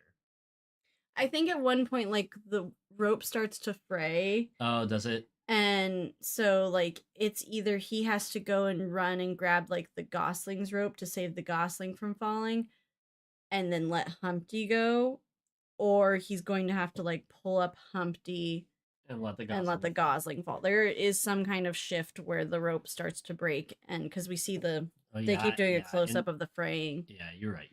So Humpty, they go back and forth, and Puss is insistent that he can save them both, and Humpty says, I won't make you choose, and let's go. Right? So, sacrifices himself in one last effort to be kind of a good guy. Let's go the rope. Puss saves the Gosling. The Great Terror gets out from underneath the piece of bridge she was trapped under, and collects the Gosling. And we look down and we see on one of the broken bridge supports cracked eggshell around a golden egg with Humpty Dumpty's hat laying next to it. And that is where my suspension of disbelief stops. For one, what are we supposed to take from that? That he really was a good guy this whole time? No. Villain through and through. I thought it was going to be because it could either go one of two ways. A, Humpty's not actually dead, Could be. and he's coming back in the sequel, which I could thoroughly see because I've watched enough movies nowadays to don't spoil it for yourself. To know that it's not dead unless I see like an actual body or I see them hit the ground. So either Humpty's not dead, or this is their whole explanation of why he felt so connected to the place where the golden eggs are from. Because that was his big thing, is he just felt like he belonged up there and he couldn't explain why. Am I right? Is he alive? No, but you've given me a thought that doesn't it's one of those thoughts that you have about this movie where you ask a question and then it completely unravels everything. Yeah, what's your thought? The thought okay, so like you said, he said he was feeling like he felt very connected to that space. So what if when the chick because there might be more golden chicks, right? Yeah. What if as they age up, when they lay eggs, they are actual eggs with just a golden egg inside instead of just pure golden eggs like the gosling does? Mm-hmm. And what if those eggs are egg people? And so Somewhere up in the All clouds, those- there's a race of Humpty Dumptys all those golden eggs are Humpty Dumpty's cousins. or siblings. Or Depends on how you siblings. look at it. Maybe. I don't know. Don't okay. You can't ask questions during this movie. You can't. You ask a question and everything comes undone, and it stops being fun. It's a very fun romp. Please Don't refer ask questions. Please refer to the Wicked rabbit hole that we went down the first one. Shrek ripped off Wicked. There's no two ways about it. So then the goose, the Great Terror, takes Humpty Dumpty's golden egg that was inside of him, supposedly, and flies off to heaven, the home in the clouds, which apparently moves to different places. After this, Puss is then hailed as a hero by the townspeople for saving San Ricardo, Only the townspeople. but only though. the townspeople. The militia still think he's a bad guy. But his name is cleared amongst the people that he cares about, mainly his mother. Bad mom. Bad mom. Bad mom. Then he and Kitty fuck off. To go do more outlaw shit for the rest of time. Jack and Jill are in traction for something. I don't remember how they got in traction, but they got in traction. Oh shit. Okay, so normally when we record these, we have a walkthrough of the plot of the movie. Did we miss an after credits scene? We missed maybe not an after credit scene because you know when they were doing all of the when they were doing everyone's credits. Yeah. That's when we see Jack and Jill in traction, like their arms come up and it's their names. But Humpty Dumpty was Zach Galifianakis. That would have occurred, like his credit would have occurred before. So I wonder if we did miss an after credit scene from a fucking 2011 movie, old times.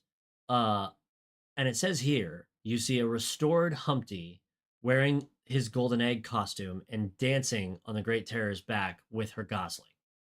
And another thing we did not see, which is later on, Puss and Kitty share a kiss. I was right. He's not dead. So, I mean, Humpty Dumpty doesn't get put back together again by the king's horses and men.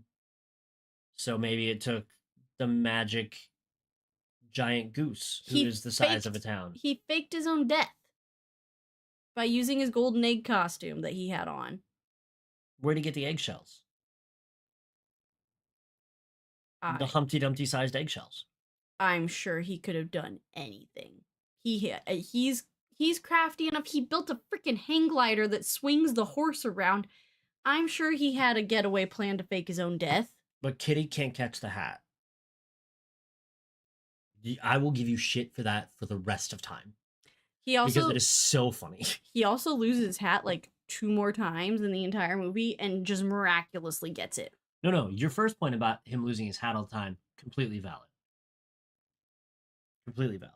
Like, it just disappears, and then he somehow miraculously finds it, or it gets brought back to him, and bleh. I do not see Zach Galifianakis in the credits for Puss in Boots' Last Wish, so I don't think he comes back for the next movie. But so he just gets a fucking happy ending? He just gets to live his life in the fucking clouds, and there's no repercussions for his fucking actions? Screw this movie, dude. It was better before I talked about it. it's still a fun, actiony It's cute. cartoon romp. It's cute and funny. It's cute and funny. There are enough good jokes in it that you can watch it and laugh. But man, if you think about the story at all, if you can think about the story all you want. If you ask any questions about the story, it will come unraveled in so moments. Fast. Disintegrates like cotton candy in water. My I said that I would talk about it, so before we like do a huge wrap up, my other complaint about this fucking movie is the speed at which this fucking goose poops out eggs. You mean the gosling? Yeah. The gosling shits out an egg like anytime like it breathes. It has to be like one every 5 seconds. Well, I mean, we see when Humpty Dumpty's like when Humpty Dumpty gets Puss arrested, like he scares the gosling 3 times and it poops out 3 eggs. I know, but like when they were partying at like the campfire, like right after they'd caught the gosling, there was like a whole plethora of eggs on the ground, and I was like, Jesus, this little gosling is like pooping out eggs like literally every few seconds. It is a magical creature, so like maybe it just can do that. There are no rules. Is insane. There are no rules. So there are no rules in this movie or universe. It's in the Shrek universe. There are some rules. Not really. Donkey fucked a dragon. Okay. You want to you want to say there's rules? You want to say there's rules? No, because this is a DreamWorks movie, and I wrote it down as a comment early on because Puss like flirted with a human woman, and the human woman like was all fond over him. DreamWorks and their bestiality nonsense. Yeah, they're really into it. They're really into it. Like I repeat back to the Bee Movie, and I'm like, why do we need the animals to flirt with human people? Bee Movie is in fact a fever dream. That movie makes me uncomfortable in so many ways, from the animation to this movie. I think is objectively better than Bee Movie. Oh, 100%. 100%. Without a doubt. And no. Bee Movie is very funny. No, it's really funny. No, it's not. You know why? It's simply not. It's really funny? No. Because it's so fucking stupid. No, it's so bad. It is not funny. It's uncomfortable at best. No. He gets the bees to go on a strike and the whole planet dies. That's fucking hilarious. No. It's so funny. Just a tangent real quick. In Bee Movie, Barry is the bad guy. Like, he is the anti-hero. And in some instances, the villain of Bee Movie. And he gets his friend to kill himself. Well, almost kill himself. And they skirt the rules on bees dying after they sting somebody.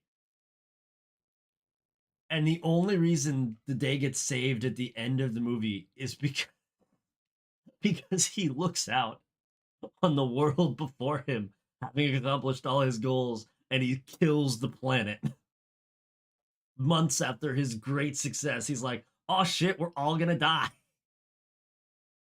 That movie is so funny, not because the movie's funny, but because it's so fucking dumb. This movie is really funny because they wrote a bunch of good jokes in it.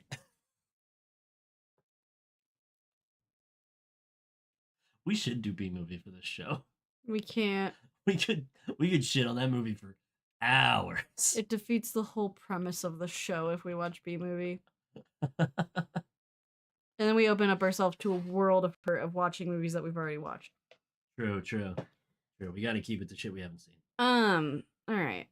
Overall, Puss in Boots was an okay movie. It had its moments.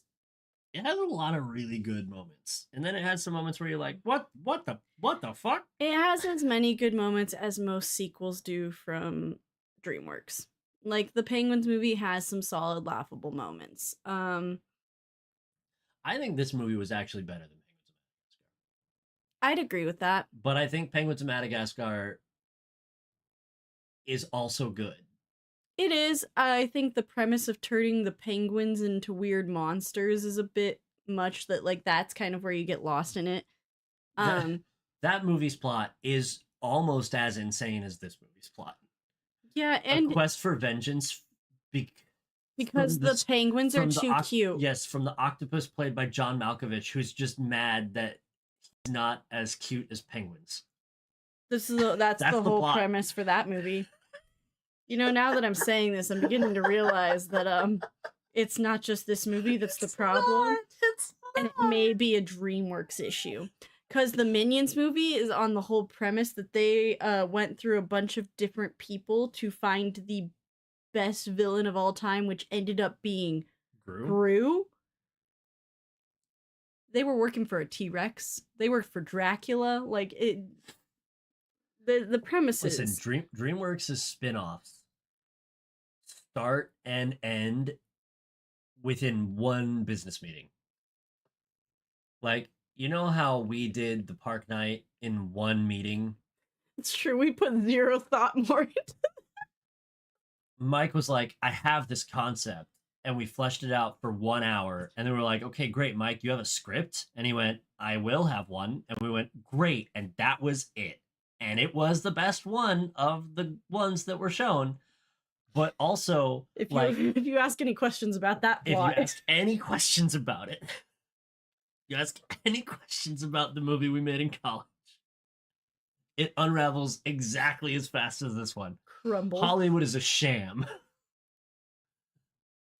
Imagine if we made $500 million off that shit. If we had more dollars to invest in it, I'm sure we could. I'm sure we could. Look, if we made the park night for $130 million, if we couldn't manage to rake in $500 million, we didn't deserve it anyway. I wouldn't need that much. How much is a scary movie budget? Like those parody films? I just need that amount of a budget, and I could probably make some profit. It's a great question. I want to know. You saw how much I did with my night circus budget. I could do it. You didn't even get your night circus budget. All right, Scary Movie was 19 million, and they pulled in 160 domestic. So, yeah, that's a pretty similar ratio, actually. Yeah, I could do it. We could be, man. Anyway, if only we were funded when we were students. Anyways, our stupid ass ideas could be DreamWorks stupid ass ideas. Literally. Anyways, okay. Puss in Boots from 2011. Decent movie. Don't think about it too hard. It made me want to go back and rewatch a lot of old Antonio Banderas swashbuckler type movies like The Mask of Zorro, Desperado. In Desperado, it's actually him and Salma Hayek in it, which is funny to me. But it's just what they really succeeded on was matching tone in a way that is age appropriate. Because Desperado's rated R. It's a Robert Rodriguez hack and slash Desperado movie. Definitely had a one night stand at the beginning of this movie. We cannot forget. No, he fucked that cat. But this movie matches that movie in terms of atmosphere and tone, shifted into comedy. Because Desperado is clearly not a comedy. But and neither is Mask of Zorro, although there are comedic parts of it. They did a really good job with the broad strokes type things. And then when it got down to the nitty gritty details, they were like, doesn't matter. and that's DreamWorks. Next time we will be watching Bring It On, All or Nothing. That was voted on by our live chat. Boy, I bet you can't wait for the next movie about cheerleading, which is just like the last movie about cheerleading. We are not having this discussion again tonight. Only instead of they're gonna dance now. It's different. There's a different Pretty Blonde. It's Hayden Panettiere, which is very important. And they dance now. Oh my god, it's so much more than that. I bet you $1 billion it isn't. I bet you $1 billion that it's not only just they dance now, it's also they've solved racism and equality through the power of cheer and dance. It's just like all those Fast and Furious movies. Only instead of solving problems, they just drive. Look, I'm not making you watch all of them. I'm making you watch one more, which is as good, if not better, than the original. Have we declared that we're not doing any Fast and Furious movies for Yes. the show? We did? Okay. We said there were too many and we weren't committing to it. We talked Which about is this. funny because we did do every single Harry Potter movie to There start are the show. more Fast and Furious movies than there are Harry Potter movies. Are there? Yes. I'm willing to stake a significant claim on that. How many Harry Potter 8. movies? Oh wait, are we including Fantastic Beasts and Of where to course we're find them? including, it's the same universe. Okay, wait, hang on. That's 8 plus 3, that's 11. 11. Ew. Ooh. How many Mm. Fast and Furious movies? I don't want to do a quiz. What? I'm not as confident if we're including Fantastic Beasts. Because I know there's at least 10 Fast and Furious movies. They did the I know there's at least 10. 1, 2, 3, 4, 5, 6, 7, 8, 9, 10. There are 10. And there is a new one in the works. Oh, and there might be 2 spin-offs. Okay, so if there's 10 canonically and 2 spin-offs, it is worse than Then Harry it Potter. is- because- well, there's the spin-off Hobbs and Shaw. Yeah. So there are 11 currently functioning Fast and Furious movies, and there are 4 on the way. Yeah, so worse than Harry Potter. Although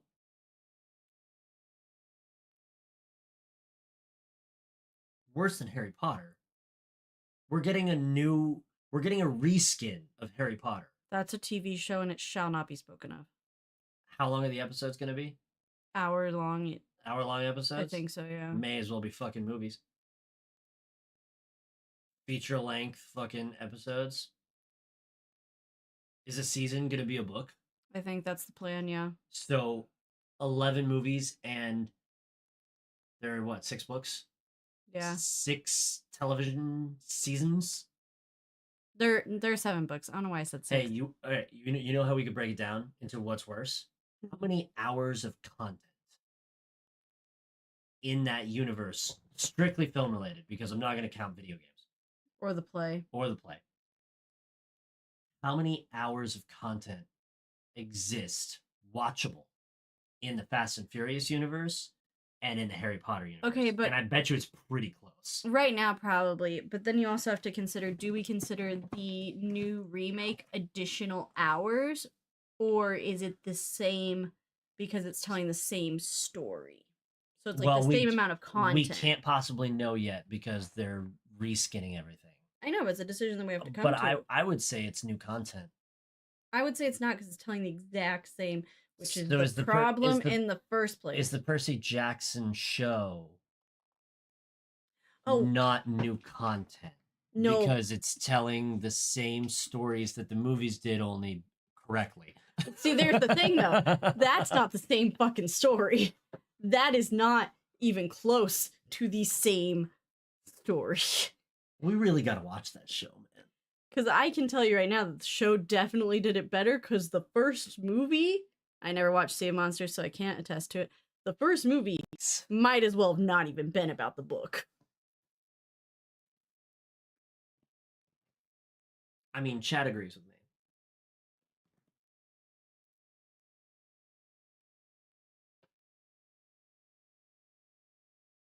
No. If it was new, Also, you know what we're because the word what we're else gonna talking do? about is content, and it's the same content, just reskinned. But then wouldn't that make it different content?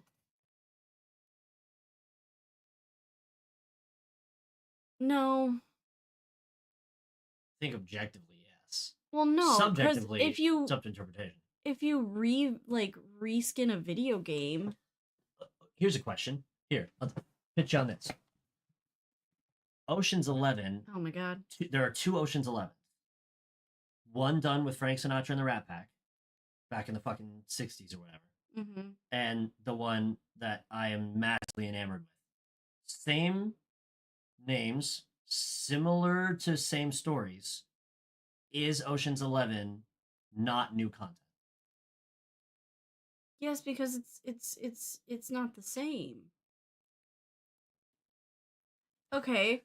The Grinch Who Stole Christmas. Yeah. Jim Carrey versus the cartoon. Same story. Is the Jim Carrey version new content? No, because it's the same story.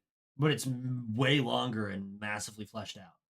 But it's the same story. You're hitting the same plot points. Everyone hates the Grinch. Grinch hates everyone. Grinch steals Christmas to get back at Who's. Who's What get if the sad. show is really weird and awkward because Snape is black? I mean, That's gotta be new content because it's gonna make viewers feel new things. If they lean into it, then yes, but then they're telling a different story.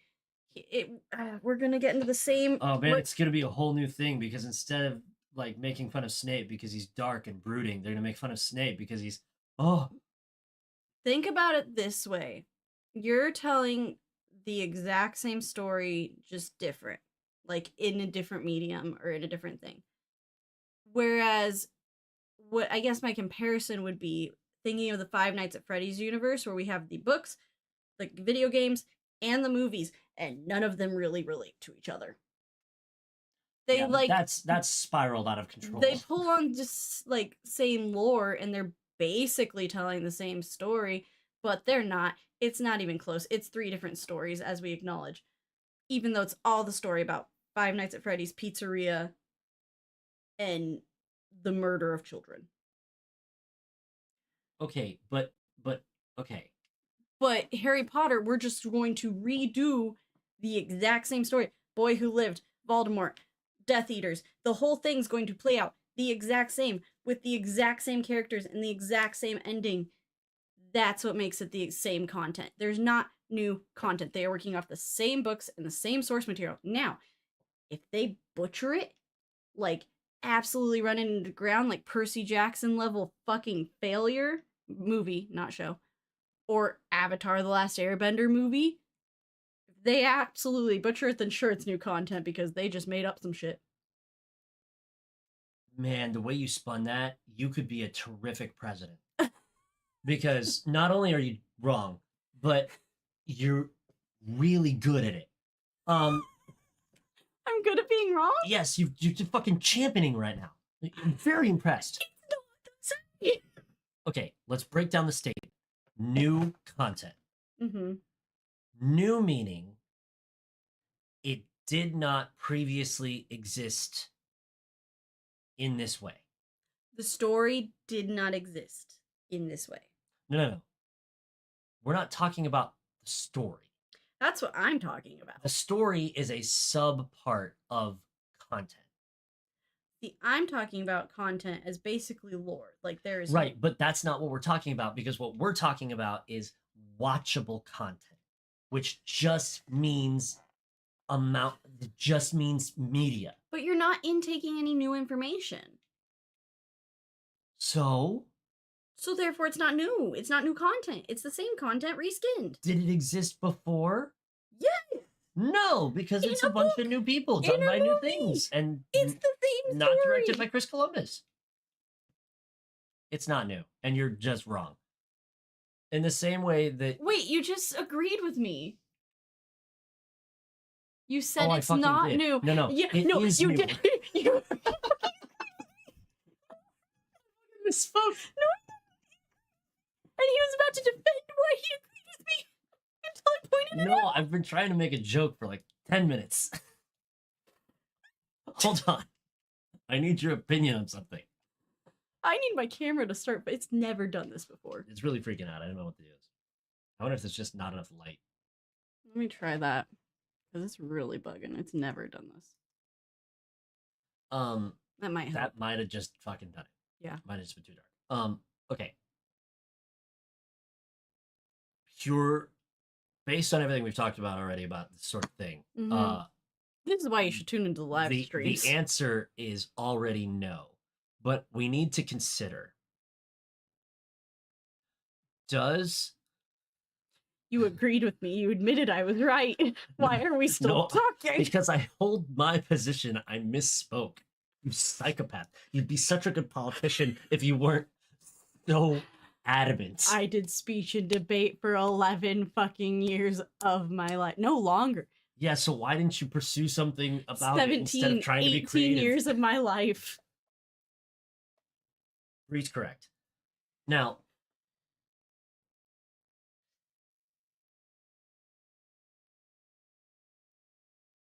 $50 Shades of Grey. Oh my god. What? Is a movie series based on a book series. Yes. That is mutated from, because it's the same author,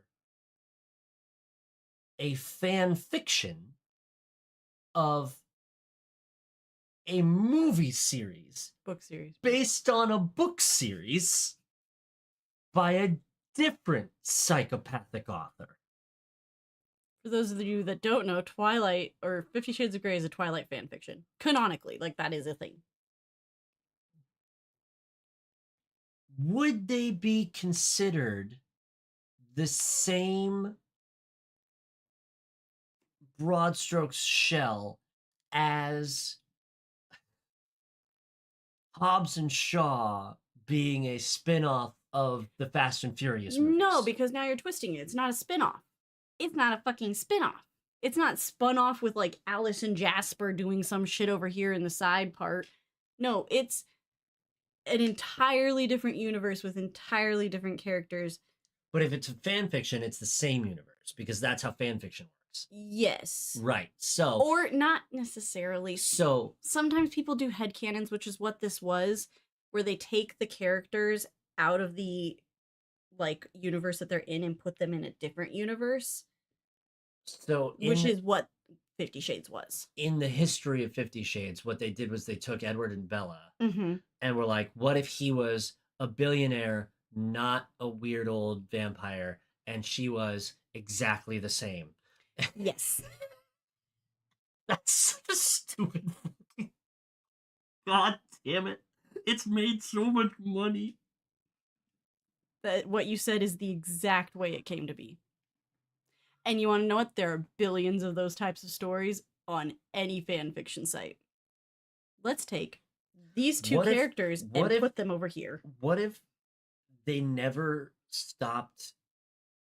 what if they just kept him a vampire? And so the whole time, Christian Grey just still is a vampire? If I remember correctly, I feel like he was still a vampire in the original, like, fan fiction, but when she was big like, scale with it, that's a little too close to the IP that you're ripping off. When it got a lot of traction, she was like, ooh, we need to hit a percentage. It was like, yeah, he doesn't need to be a vampire. Literally. What if he was just rich and powerful in other ways? And traumatic from some stuff. Yeah, like, literally. And what if he got abused and it was weird? Yeah, that's pretty much what happened.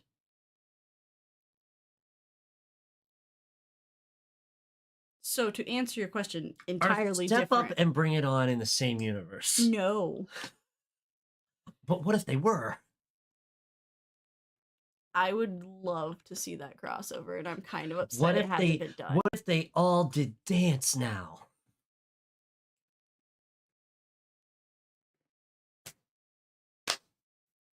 What's that fucking jump rope movie from Disney Channel? Jump in. Yeah, is that in the Step Up universe? More likely than the Bring It On universe. For many reasons. Uh, Can we be done now, James? I don't know. I'm having a lot of fun. You're just gonna keep dragging this out, even though you admitted I was You mean right? I misspoke? Nope. You said the words. You didn't misspeak. You said, and we're going to defend the words you said. My position is the same. I maintain the position that it is new content. No. It is content not yet seen by the audience it is intended for. And it should not be seen by the audience it is intended for. That's a whole other argument. For then that woman will acquire more money and power for her mold enterprises. She just wishes to make it like The Last of Us. She's going to put her black mold everywhere. She will control everyone through her mold powers. This has been a long-term ploy. It's all a plan. We've unraveled the universe. Okay, but you've already seen the content. Because you know what's gonna happen. Right, but I haven't seen this content because it's new. It's gonna be the exact fucking same. But it's new because it hasn't been made before.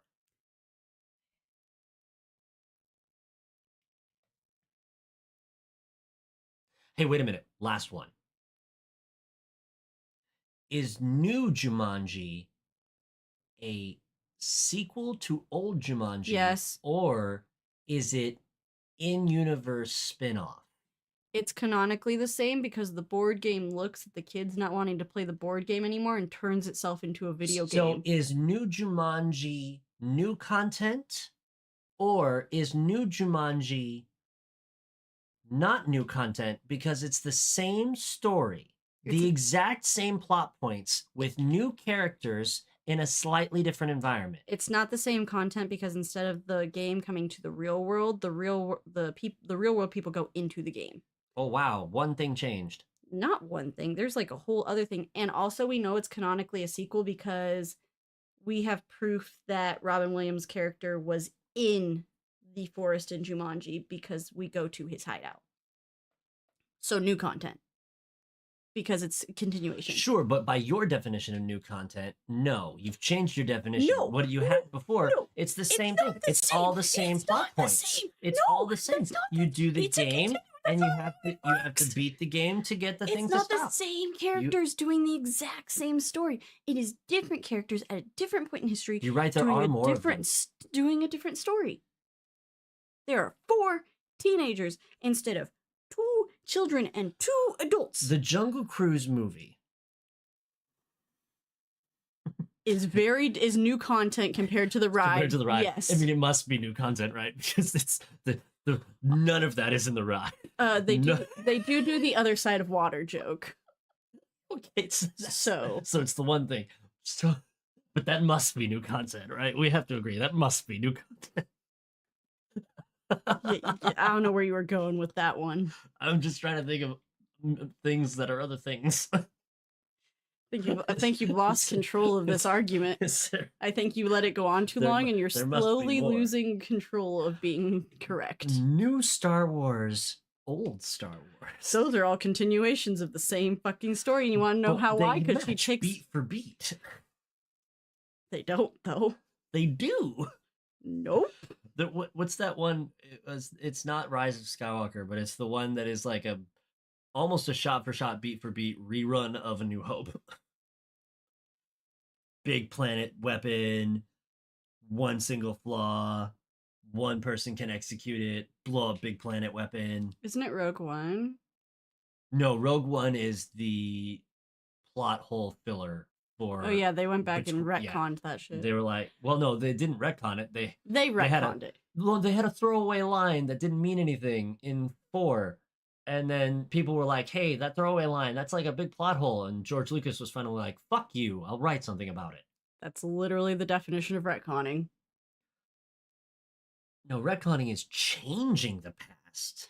He changed the past by making a whole other fucking movie. But he didn't change the past. Oh my god, we're not gonna have a whole other additional argument about what retconning is. We are done.